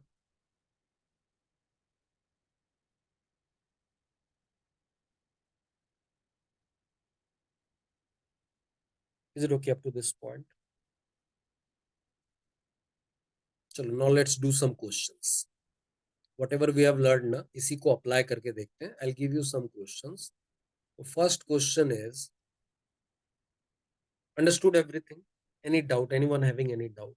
Okay, let's do some questions. There are some statements you have to identify which statement is wrong. Again, I'm telling you from the point of view of exam, always identify whether they are asking you correct or incorrect. Because many times they'll be asking you incorrect, और हर बार कोई ना कोई बच्चा आता है, अरे sir incorrect पूछा था, I have reported the correct statements. So don't do that. Always verify it at the time of reporting. It is asking correct or incorrect. What I'm reporting is incorrect. It is asking incorrect. So my answer is right. Or if you see one statement, this statement is correct, but they are asking incorrect. So this is not my answer. If you start saying that language ना, ये वाला जो error है वो बच जाता है. And believe me, बहुत सारे बच्चे बराबर आके बोलते हैं, सर 2 क्वेश्चन तो इसी चक्कर में wrong हो गया. I was knowing the concept, but I reported the wrong answer. Can you tell me which statements are incorrect? What will be the answer about the incorrect statements out of these? So if I ask you, what are the incorrect statements? A is incorrect. Okay. Anything else? It is not single choice wala. Sir, Can I have multiple? A, D, E, F, G, H are incorrect. A, D. E, F, and G, H. Okay, let's see one by one. Okay, first, what is wrong in this A statement? You have to identify that what is mistake or what is wrong in this They statement. travel Towards towards anode. cathode. This part is wrong. You know, it is traveling from cathode towards anode. So that is wrong. So we have identified A as. What about B? B is correct because it was moving in the straight line experimentally. भी मैंने बताया. Yes. And in absence of any external electromagnetic field, it was moving in the straight line. What about third one? If you say it is wrong, what Yes, is sir, wrong? it is correct. It is correct because E by M value of particles of cathode rays is actually independent. So it is correct. So not our answer. D में anything wrong? Yes, sir, it is wrong. It is dependent. Anode rays are Because it was dependent on the Sir, it gas. is dependent. In fact, its value was highest for which gas? hydrogen. Hydrogen. Hydrogen. Okay. So that was wrong. So D is wrong. Now next E में anything wrong? They travel from the anode. Travel not from the towards the From anode. the It is anode. not moving towards anode. It is moving from anode towards cathode. So this part is wrong again. E. Anything wrong in F? Anode rays are not only made of protons, they can include Excellent. It was made of nuclei. है ना? Yes. That we know now. So protons only is the wrong part. That's why we'll say F is also wrong. G. It is also wrong because mass of proton is different than that of Yes. Because cathode ray ka particle was electron. Anode ray ka particle was nucleus, which is having definitely different charge and mass. है ना? And that's why equal charge and mass is the wrong part. So that's why we'll say G. What about H? Is wrong. wrong. Wrong. Hydrogen has maximum. Maximum. Maximum. This was wrong part. And that's why H is also the incorrect statement. So all these statements are incorrect which I have written. है ना? चलो एक और question करते हैं.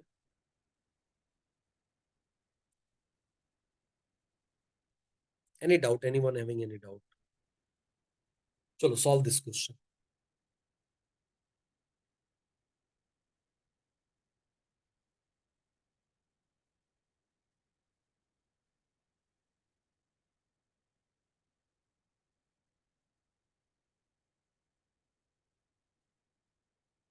Don't get the pressure of that. I'm not knowing the detailing of the experiment. Just the learning from that experiment was important here. And that was every time charge was coming as the integral multiple of the electronic charge.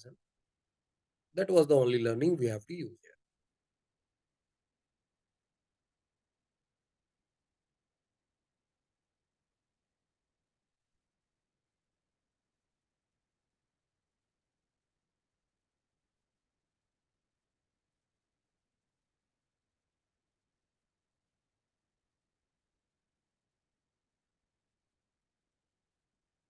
Any answer?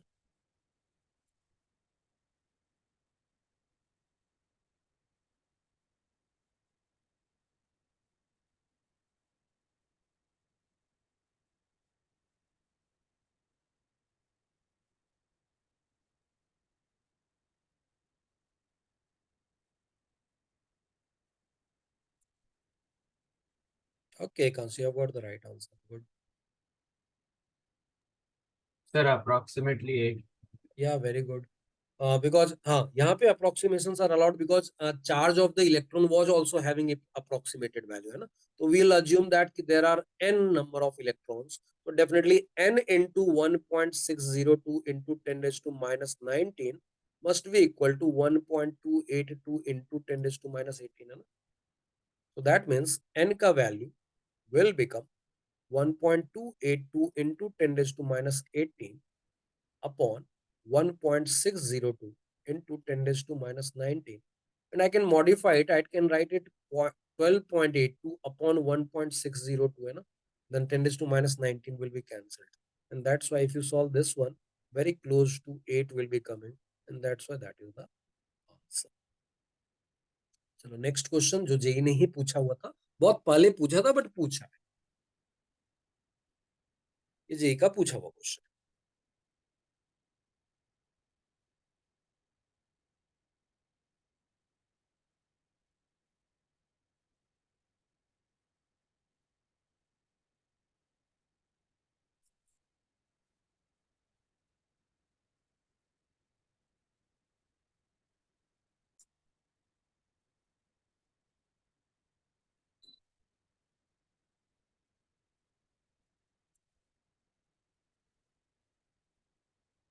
Very good accounts.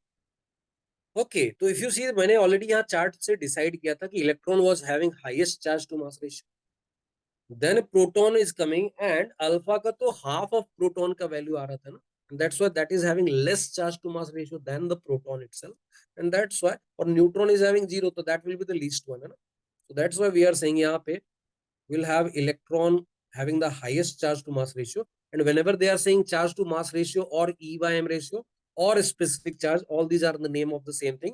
It is about the magnitude, not the sign के साथ, because electronic charge is negative, but don't take that as कि minus charge upon mass ratio will become negative, है ना.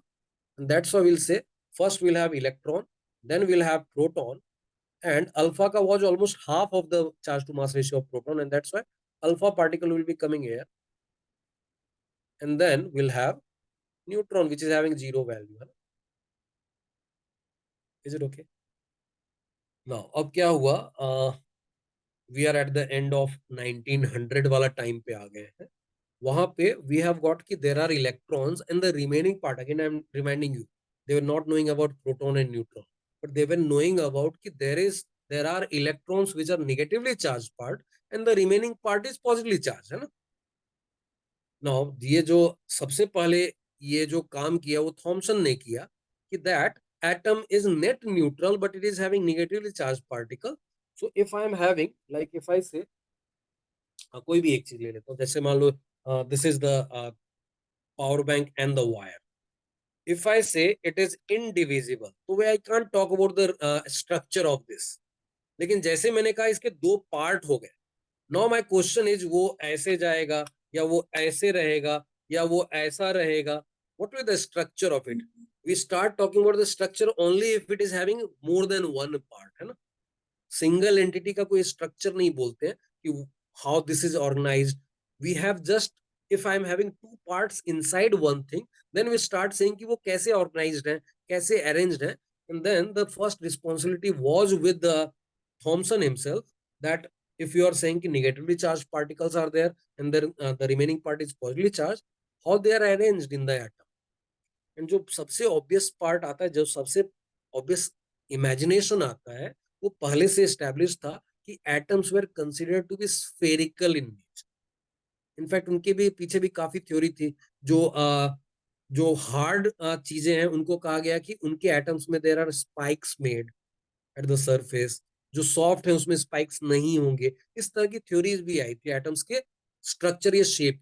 वो बहुत पुरानी चीज है, वो रिलेवेंट नहीं रहा, इसलिए मैं बता भी नहीं रहा था.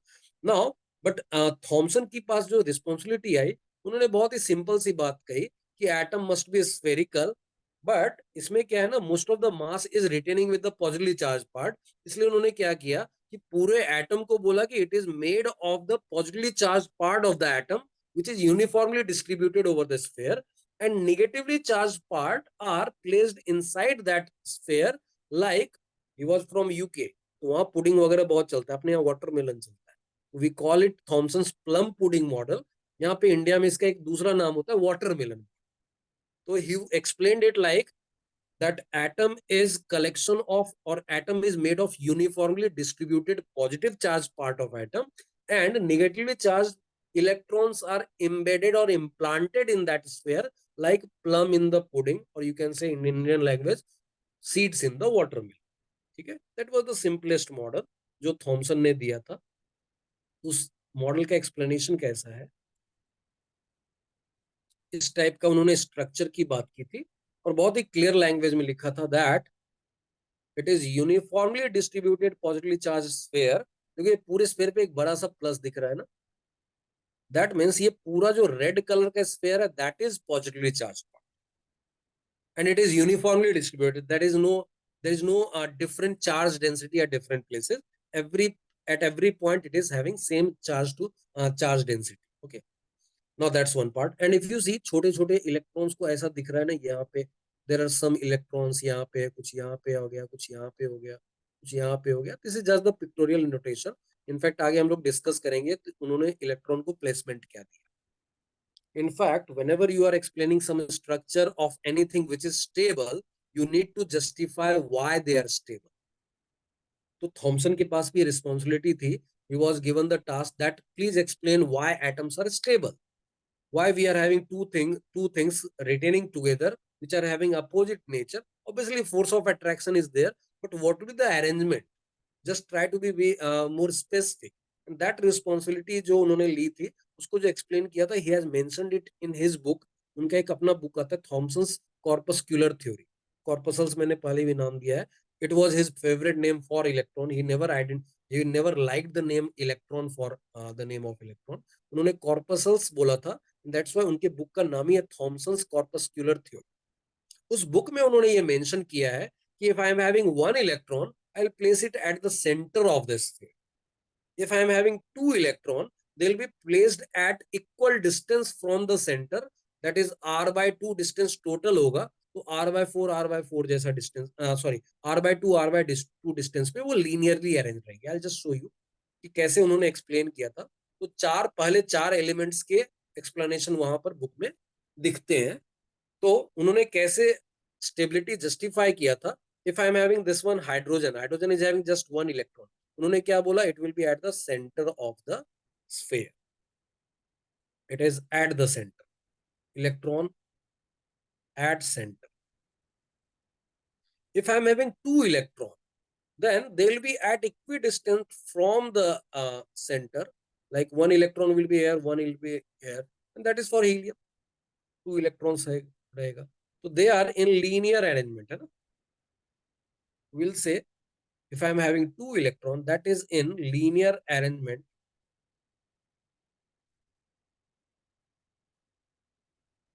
equidistant from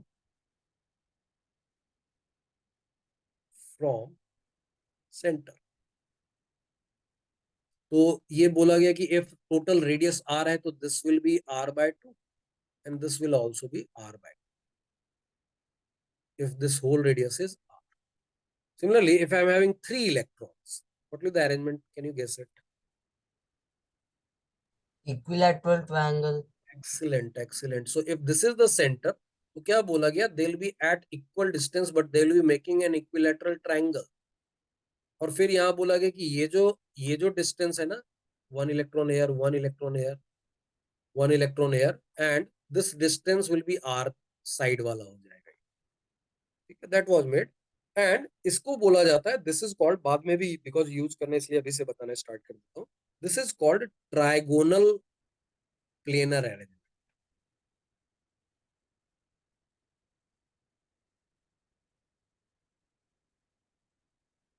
इसका मतलब एक इलेक्ट्रॉन अगर इस डायरेक्शन में तो दूसरा ऐसा, तीसरा ऐसा. इट इज स्ट्रक्चर लाइक, देखो इधर जैसे ये स्ट्रक्चर दिख रहा है ना, it is like if this is the centre of the sphere, तो एक इधर, एक इधर, एक इधर. These are the position of electrons. इनको अगर तुम मैच करवा देते हो, if you join them by line, you will be getting an equilateral triangle. So these electrons are placed, you can imagine it as vertices of equilateral triangle. So we can also write here that they are at vertices of equilateral triangle, and they are at equal distance from center.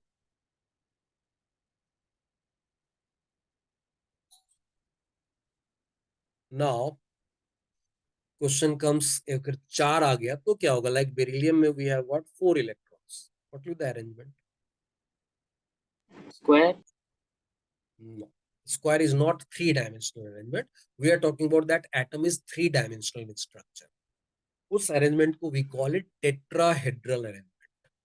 Tetrahedral arrangement क्या होता है? This is a 3-dimensional arrangement. I'll just show you. क्योंकि ये बार बार काम आने वाला, मतलब 2 साल तुम्हारा पीछा ये टेट्राहेड्रल तो नहीं छोड़ने वाला. Just see this one. I'll just show you what is tetrahedral arrangement. If you see this one ना, it's like this is the structure. ये अगर सेंटर लेते हो तो you can see ना 4 colors, white, green, blue and purple है ना. You can see it. ये अरेंजमेंट कैसा है? देखने से तो ऐसा 3 डायमेंशनली ऐसा दिख रहा है तुमको, एक पीछे दिख रहा है थोड़ा सा, जस्ट रोटेट इट लाइक, थोड़ा सा. हाँ, now you can see all the four colours है ना.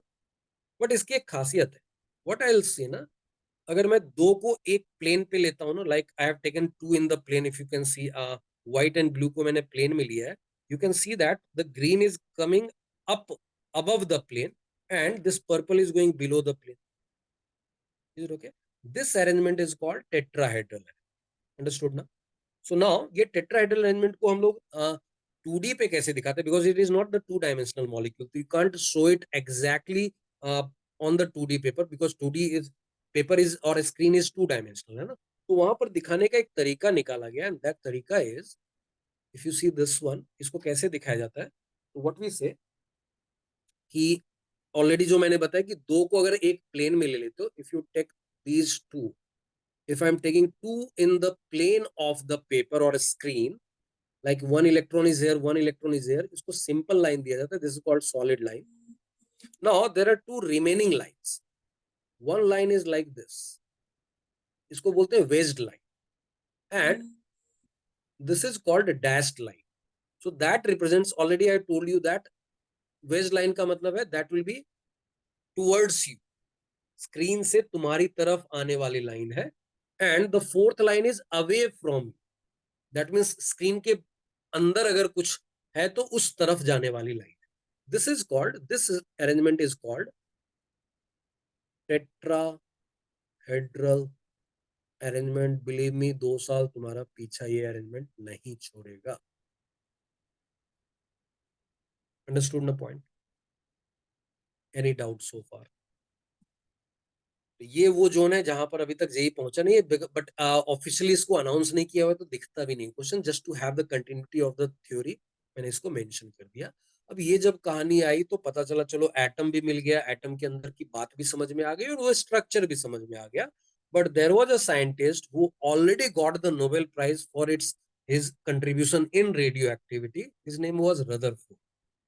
Rutherford was having doubt about the model of Thomson, and Thomson was extremely dominant personality in the scientific society. In fact, if you see his list na, Wikipedia पे उनके page पे जाओगे, if you see the followers and the students of Thomson ना, भर भर के Nobel Prize. He himself got the Nobel Prize. उनके followers में भी there was a list, huge list of Nobel Prize winner. He was so dominant as a guide or the faculty कह लो या as a boss समझ लो. So he was so dominant ना, उनको question करना मतलब बहुत बड़ा issue. But Rutherford did that because he was also a Nobel Prize winner. He told that ki, I'm having the doubt in the experiment of in the model of the Thomson, and that's why he started doing some experiment. His lab assistant name was Geiger. कभी Geiger counter सुना है क्या? what does it do? क्या करता है ये Geiger counter? measuring Measures radioactivity. the radioactivity. Okay, so if you are having the radioactive particles in a space ना, वो इंस्ट्रूमेंट क्या करेगा ना, it will start making a sound, tick tick tick tick, ऐसा साउंड करता है. ठीक है. इफ यू सी CSI वगैरह का सीरीज जो आता है यूएस का, या फिर इंडिया वाला अपना CID जो आता है, उसमें कभी कभी वो लेके जाते थे कि if some place is having chance of radiation वगैरह ना, वो इंस्ट्रूमेंट लेके जाएंगे और फिर दिखाएंगे टिक टिक टिक टिक आवाज आ रही है. तो कहीं पर ऐसा गैगर काउंटर लेकर जाओ और टिक टिक आवाज करे तो उठ के भाग जाओ. That's the simple part. ठीक है. तो now he was the lab assistant of Rutherford, and he had already discovered this. He has already designed this Geiger counter. तो Rutherford जो थे ना, वो एक एक्सपेरिमेंट कर रहे थे, and that experiment was कि he was having अच्छा, उस समय तक already he was having something which was used to be the source of, which was used as the source of alpha particles. He knew that there is some substance which is the source of very high energetic positively charged particles, and that was alpha particle. In fact, Madame Curie was another scientist जिससे उन्होंने उसको envelope में post से मंगवाया. It was that material was radium dibromide, जिसको उन्होंने post में लिफाफे के अंदर बंद करके मंगवाया. He never got affected by the radiation while using these things. उनकी मौत कैसे हुई पता है? Very tragic death. Because of his contribution in radioactivity, he was given a title of Lord in UK. Lord, जैसे मैंने सर जे थॉमसन बोला था, वैसे इनको लॉर्ड टाइटल दिया गया था. But if you have been given the title of lord ना, there are some rules associated, because you are lord, so you are not a simple person of that country, you are special, you are esteemed guest. So that's why if you get sick sometime ना, कभी बीमार पड़ गया, ऐसा कुछ हो गया, तो नॉर्मल डॉक्टर तुम्हारा इलाज नहीं करेगा. You will be treated by doctor who is also Lord. तो he was in some area जहां पर आसपास कोई लॉर्ड नहीं था और बीमार पड़ गया. जब तक डॉक्टर आया मर गया, क्योंकि लॉर्ड वाला डॉक्टर चाहिए था. उसके बाद कुछ कुछ रूल्स वगैरह चेंज किए गए, but it was a tragic death. He was never affected by the radiation, but because of his contribution in radio activity he died. Okay, so indirectly it was caused it caused the death of Rutherford. उनका experiment कैसा था? This experiment was कि obviously I told you कि it started from the doubt, and scientific society में जितने भी development हैं, you will get that history कि they are having very high, very strong instinct कि उनको गड़बड़ी पता चल जाती है. Like I'll tell you 1-2 example. Maxwell distribution theory हम लोग पढ़ेंगे गैसेस स्टेट में. वो theory Maxwell, Boltzmann and there was some Clausius, third scientist was there. इन तीनों ने थ्योरेटिकली वो दे दिया था 1850s में. वो एक्सपेरिमेंटली प्रूव हुआ 1950s में, आफ्टर 100 years.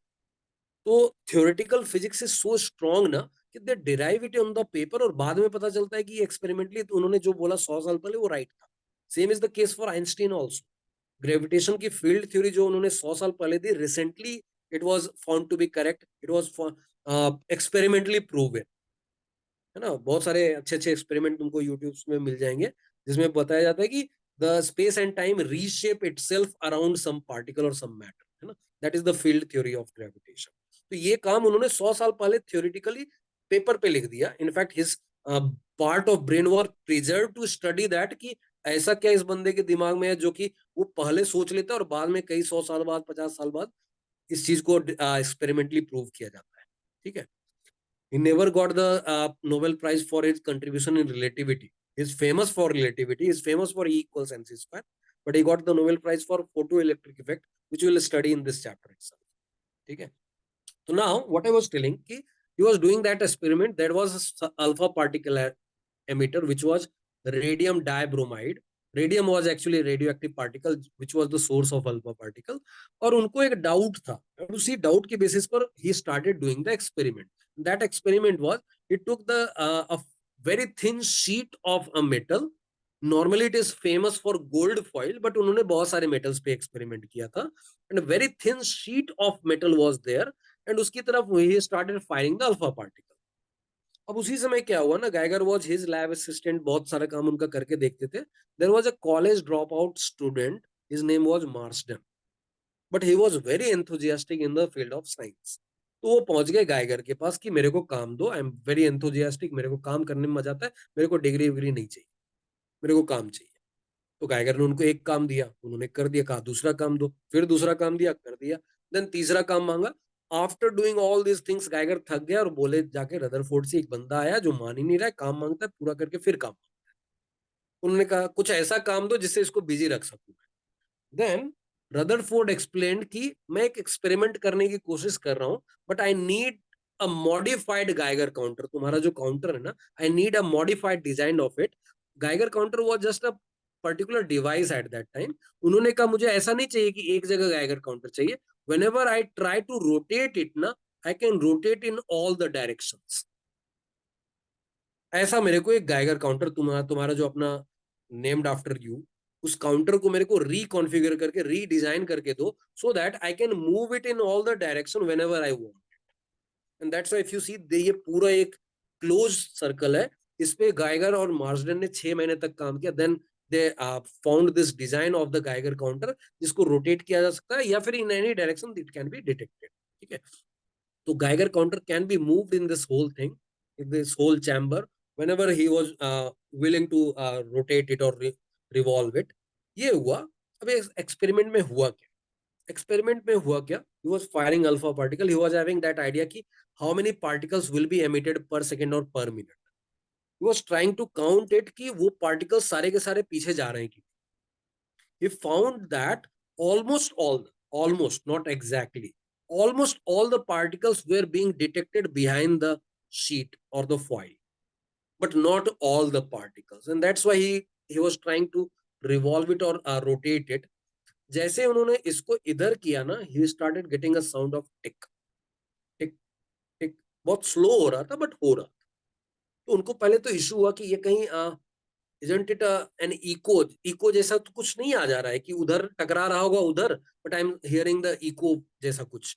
तो वो उन्होंने क्या किया, he removed this plate, sound disappeared, इस डायरेक्शन में कोई साउंड नहीं आने लगा। Then he again replaced this sheet। ऐसा करने से फिर से साउंड आया टिक टिक, फिर हटाया प्लेट तो फिर चला गया। What does it mean? Sheet के लाने से टिक टिक आवाज आ रही है, शीट के हटाने से टिक टिक आवाज बंद हो जा रही है। I am talking about this direction, ये डायरेक्शन। यहाँ पे क्या हो रहा होगा ऐसा? प्लेट की वजह से कोई डिफ्लेक्शन हुआ होगा। हाँ, तो plate is creating that deflection because of that alpha particle is coming in this side, है ना? Is it okay? क्लियर ना ये पॉइंट? अब इसको रदरफोर्ड ने most incredible event of his life बताया है। कैसा इनक्रेडिबल एविडेंट है, मैं उनके इस सेंटेंस यहाँ पे कॉपी पेस्ट कर रहा हूँ।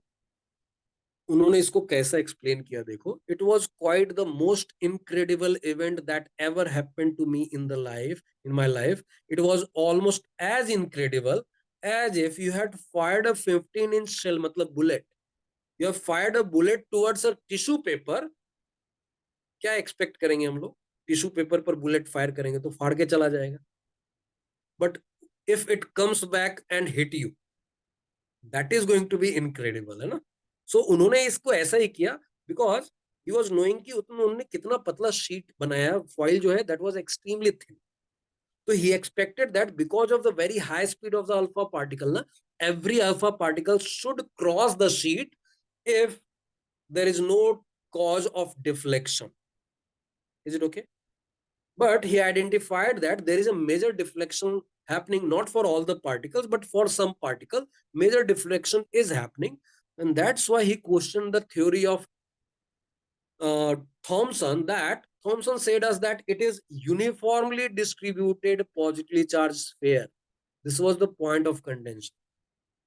उन्होंने कहा I can see only one cause which can deflect the alpha, very high energetic alpha particle to deflect with such an angle that all the positively charged part cannot be uniformly distributed. It must be highly concentrated over a very small region।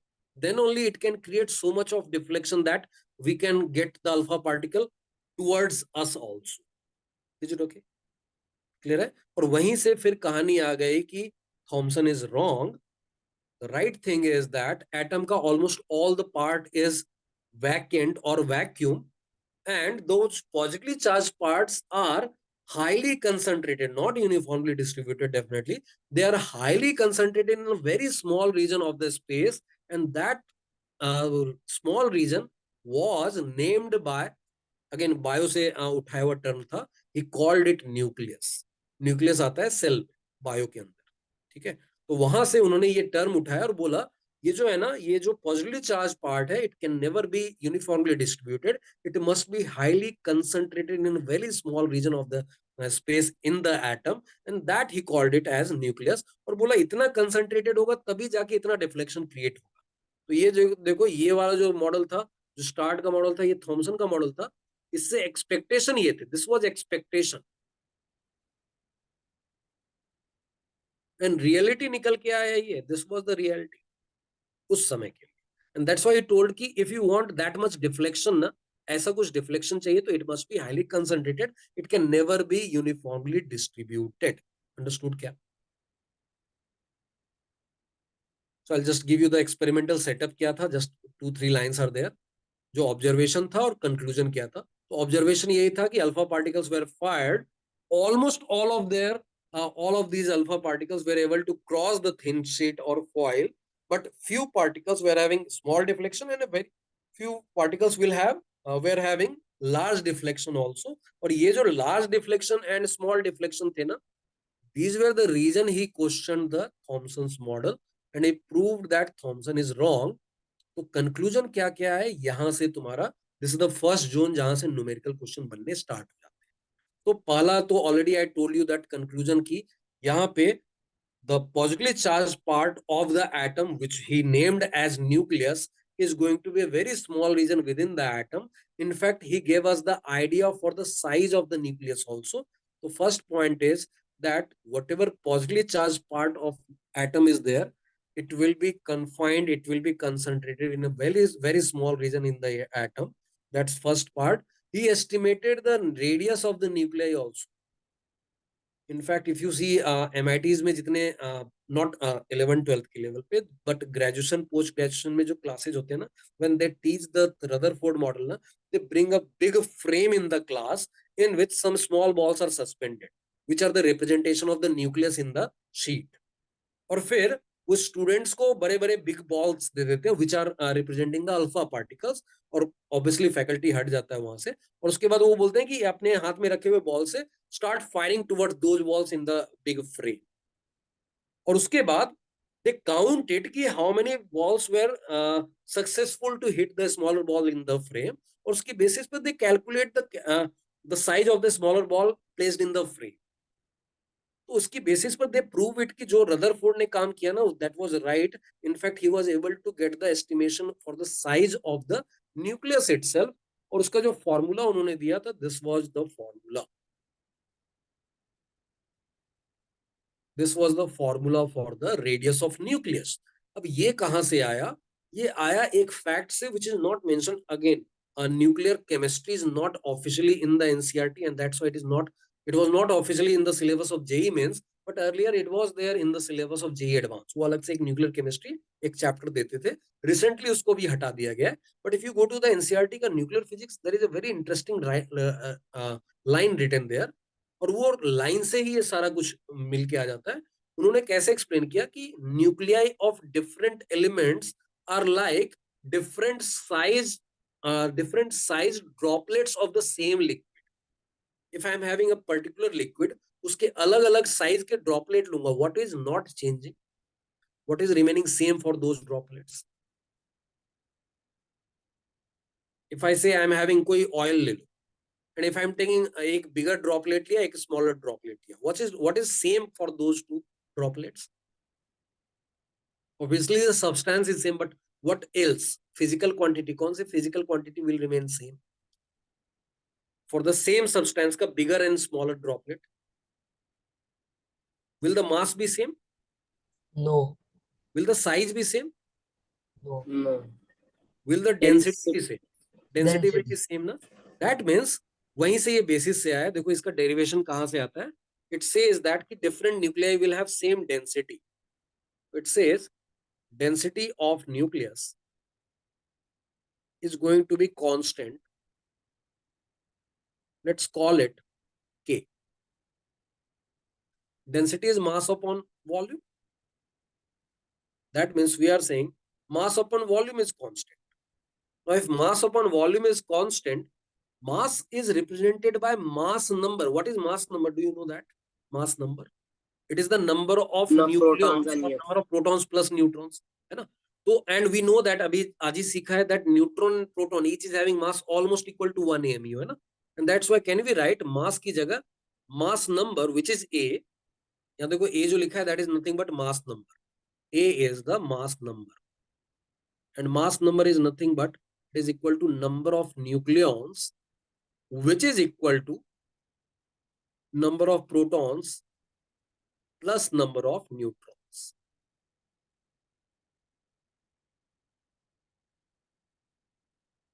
Now, if you see this, so can I say A, which is the mass number into 1 AMU will be the mass of that nucleus? Approximately. And volume is nothing but 4 by 3 pi r cube. If you consider nucleus to be spherical, again, we are still obsessed with that spherical shape. So 4 by 3 pi r cube, and that is going to be constant. Can we say r cube is becoming A times 1 AMU upon 4 by 3 pi into that constant K? That makes it a new constant now. So can we say R is becoming A raised to 1 by 3 into 1 AMU upon 4 by 3 pi times K, which was the earlier constant, raised to 1 by 3. And इसी term को we call it R naught. And that's why we say R has become R naught times A raised to 1 by 3. Understood that point? Is it okay? Now, इसकी basis पे भी questions मिलेंगे. That's one point. Any doubt up to this point? Okay, now if you see that number, it is coming in the range of this much. You know, 1 Fermi is how much? 10 raised to power minus 15 meter. Very good. This is also called femtometer, है ना? FM भी बोलते हैं इसको, and that is 10 raised to minus 15 meter. Do you have the idea of the size of atom itself? किस range में वो आता है? 10 raised to power minus 15 only. नहीं, वो तो nucleus का size हो गया ना? अच्छा. 10 raised to power minus 10. Yes, size of atom is in the range of 1 angstrom. That means it is 10 raised to minus 10 meter. And this is 10 raised to minus 15 meter. 1 lakh times छोटा है nucleus का radius. If I try to get the volume ना, volume क्या होता है? 4 by 3 pi r cube हो जाता है ना? तो क्यूब करने के चक्कर में volume of the atom will be 10 raised to 15 times of the size of the nucleus, volume of the nucleus उस रेंज में आएगा. And that's why we are saying it is extremely highly concentrated in atom. खुद ही इतना छोटा है, उसके अंदर भी it is so highly concentrated within the nucleus that it is creating that much repulsion that highly energetic alpha particles are also getting deflected if they are going close to the nucleus. If they are not going close to the nucleus, then they are moving in the straight line. But if they are coming very close to the nucleus, they are getting that much of deflection that we are getting alpha particle in front of that sheet also or the foil also. Is it okay? ये दूसरी कहानी आ गई. एक तीसरी कहानी क्या है? वो है एंगल्स की. नॉर्मली फिजिक्स में बताते हैं, बट कभी कभी इधर भी क्वेश्चन दिख जाएगा तुमको. इनफैक्ट जितने भी अच्छे इंस्टीट्यूट्स हैं जो टॉप 100 रैंक्स देते हैं वो इसको यहाँ पे कवर करते हैं. ठीक है, जस्ट टू बी सेफ की कभी अगर पूछ दिया, पैराग्राफ में समझा के पूछ दिया, how to handle that type of thing. ये क्या है? मान लो some alpha particle was deflected while going near to the nucleus.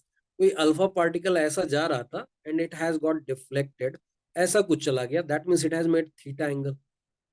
Okay, now ये जो बोला गया कि ये जो थीटा एंगल से अगर डेविएट हो रहा है तो how many alpha particles will be deflected at this particular angle, क्योंकि ये इधर से भी जाएगा ना, ऐसा भी कुछ होता होगा. यहाँ भी थीटा एंगल आ सकता है. तो there can be many alpha particles which will be deflected at a particular angle. और उसके लिए थ्योरी क्या निकाला कि वो जो अल्फा पार्टिकल्स के नंबर है at given angle theta, graduation में पूरा कैलकुलेशन है but right now it is not required.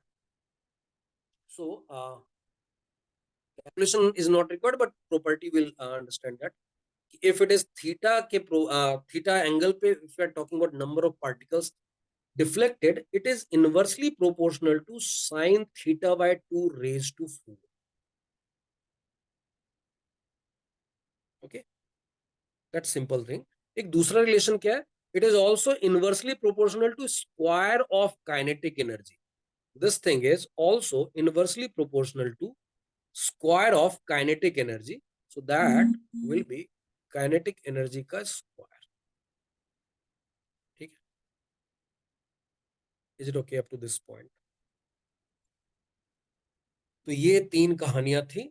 अभी I'll share some of the questions because time हो गया है. तो I'll share some of the questions. Try to solve those questions. ठीक है? And next time we'll meet and we'll move forward with this. Any doubt up to this point? तो I'll share this PDF. ये PDF मैं group में share कर दूंगा. And उसी में I'm giving you some questions. उसको try करके रखोगे so that when we meet in the next class, that will be on Monday itself. है ना? Monday को I have heard that all of you are available. So Monday को we'll be having the next lecture.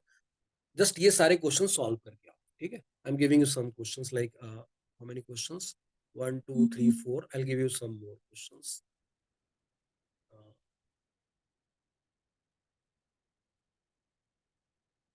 Okay, these two are. हाँ, तो like if you see ये जो last concept मैंने बताया उसकी बेसिस पर this is the question. r equals r not into a raise to 1/3 पे ये 3 क्वेश्चन जो दिख रहे हैं तुमको उसके नीचे. And these are some factual questions. ये वाला जेई का पूछा हुआ क्वेश्चन है. That's what I was talking about. If you say experiment में what was the particle used? It was not beta particle. What is beta particle? Anyone? Electron. Electron. Okay. What is gamma rays? It is Pure energy. electromagnetic radiation and it is not particle. So that was rejected. So this is not case. This is not the case. We can't call it helium atom. Helium atom will have electron also. But when we say alpha particle, it was actually helium nuclei. Okay. So this was the question. ये JEE का पूछा हुआ question. पुराना है but पूछा हुआ question. Can you give me the answer of the second question?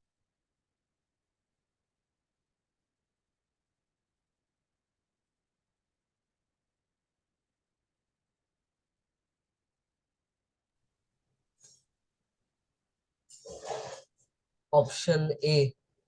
Okay. Why option A is not the conclusion? Could not be derived. Okay, so in fact, next class we will talk about the model given by Rutherford. In fact, जब उन्होंने अपना model दिया, because he rejected the model of Thomson, बवाल much गया.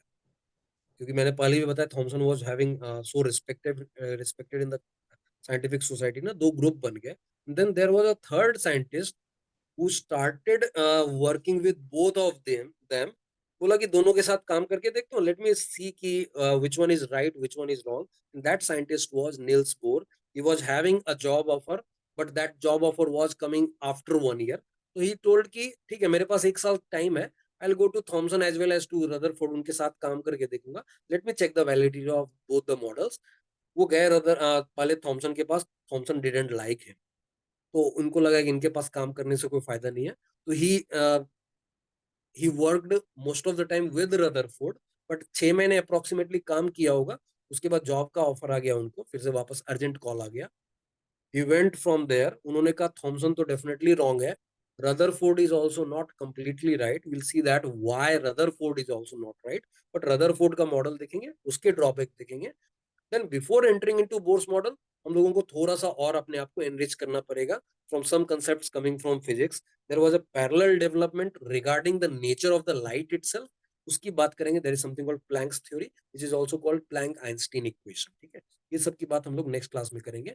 तब तक क्या करोगे ना, ये सारे क्वेश्चन जो न्यूमेरिकल्स दिख रहे हैं इसको सॉल्व करके आओ. ठीक है, and then will continue. Okay, Ekansh, you are saying something. किसी ने कुछ तो हैंड रेज किया. Yes, sir.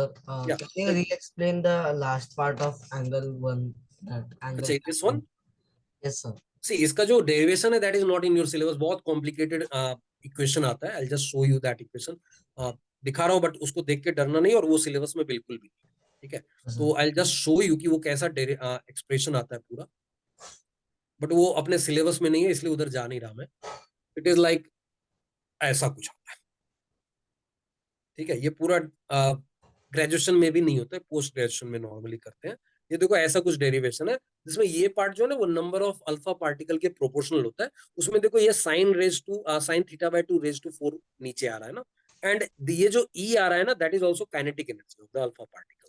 So it is kinetic energy of alpha particle के स्क्वायर का inversely proportional as well as sine theta by 2 raise to 4 के inversely proportional. ठीक है, वहां से ये एक्सप्रेशन आया, but we need only this part, not the whole expression. They are not expecting you to know the whole equation. ठीक है, तो Sir, ये what part does Z stand for? Z is the nuclear charge. देखो दो particle है ना, एक nucleus है एंड एक है अल्फा पार्टिकल। तो Z for the nucleus will be its atomic number, and Z dash, which is for alpha particle, is 2 because it is having 2 proton, so it is having 2 electronic charge, है ना। तो those two particles which are interacting ना, उनके लिए ये उनका number of electronic charge present in the nuclear in that particle। ठीक है, ओके, तो इतने का काम नहीं है, we have just work इतना सिर्फ जानना है कि this is proportional to what, there are two things जिसके बारे में जानना है। और तीसरा बात मैंने बोला, ये जो कर्व हो रहा है ना, इसका कभी कभी दिखेगा कहीं पर, what is the trajectory path of it, it is definitely not straight line near the nucleus. इसको हम लोग बोलते हैं, this is not even parabola, it is hyperbola actually, this is actually hyperbola. I just confirm it, इसको मैं बाद में confirm कर दूंगा, एज इट इज रहने दो अभी, आई कंफर्म इट ऐसे ही है ना। Let me check that, I think it was hyperbola, या हाइपरबोला, इसको चेंज कर लो, this was actually hyperbola not parabola.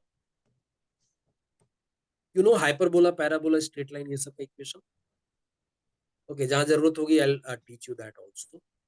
we need to understand few things, and what I'll do now, I'll share some parts which are actually called fundamentals of chemistry, that is not officially in syllabus, but I know that ki few things are required to know just to deal with all these things। देखो ना, अभी just मैंने hyperbola word बोल दिया, तो we need to know some graphs, some information। So I'll be sharing 4 or 5 files based on fundamentals of chemistry। I do not expect कि तुमको एक दिन में सब आ जाएगा, but keep going through that document। ठीक है, क्योंकि वो बहुत जरूरी होगा तुम्हारे लिए पूरे 2 साल के सिलेबस में। ठीक है, okay, now we are closing. Just try to solve this question जो मैंने यहाँ दिया है। 4 क्वेश्चन न्यूमेरिकल है, ये तो एक नॉर्मल थियोरेटिकल क्वेश्चन है which will do in the next class, but ये जो 4 क्वेश्चन है that you can find, that you can solve. Okay, चलो ठीक है, क्लोज करते हैं ना। हाँ एकांश बोलो। Sir, in tetrahedral structure, you mentioned the meaning of that dark black line and dotted या line. It was wedged line, उसको बोलते हैं, जो डार्क लाइन था ना, this is called wedged line. It is towards you, it is towards you, towards the viewer, and this dashed line is away from the viewer। okay, like I'll again show you, if this just see this one, if I say this is the screen, okay, if this is the screen, then green is towards you ना, so this will be on the wedged line, जो वो bold वाला जो solid line बनाया वो पूरा dark करके, this green is towards you, so this will be on that wedged line उसको बोलते हैं।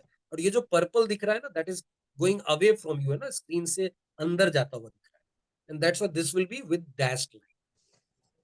is it okay? तो green, these two are in the plane, ये blue and white is in the plane, तो these are simple line, जो simple line दिख रहा है तो वो, ये जो ग्रीन है दैट इज टुवर्ड्स यू, तो that is on the west line, जो बोल्ड करके ऐसा विड्थ दिया हुआ है, and this is on the, जो पर्पल वाला है that is on the, this purple is on the dashed line which is away from, है ना। ठीक है, ये सब बहुत काम आने वाला है ऑर्गेनिक केमिस्ट्री में जब एंटर करेंगे ना, तो these things are very much required, very much important to understand the, उसको आगे करें। Okay, sir. Anything else? No, okay, sir. बात समझ में आ रही है ना, एवरीथिंग यू कैन अंडरस्टैंड ना, है ना, मजा आया? ओके, थोड़ा बहुत मजा आया तो चलेगा, बाकी आगे भी करेंगे ना। ओके, चलो क्लोज करते हैं ना, बाय एवरीवन।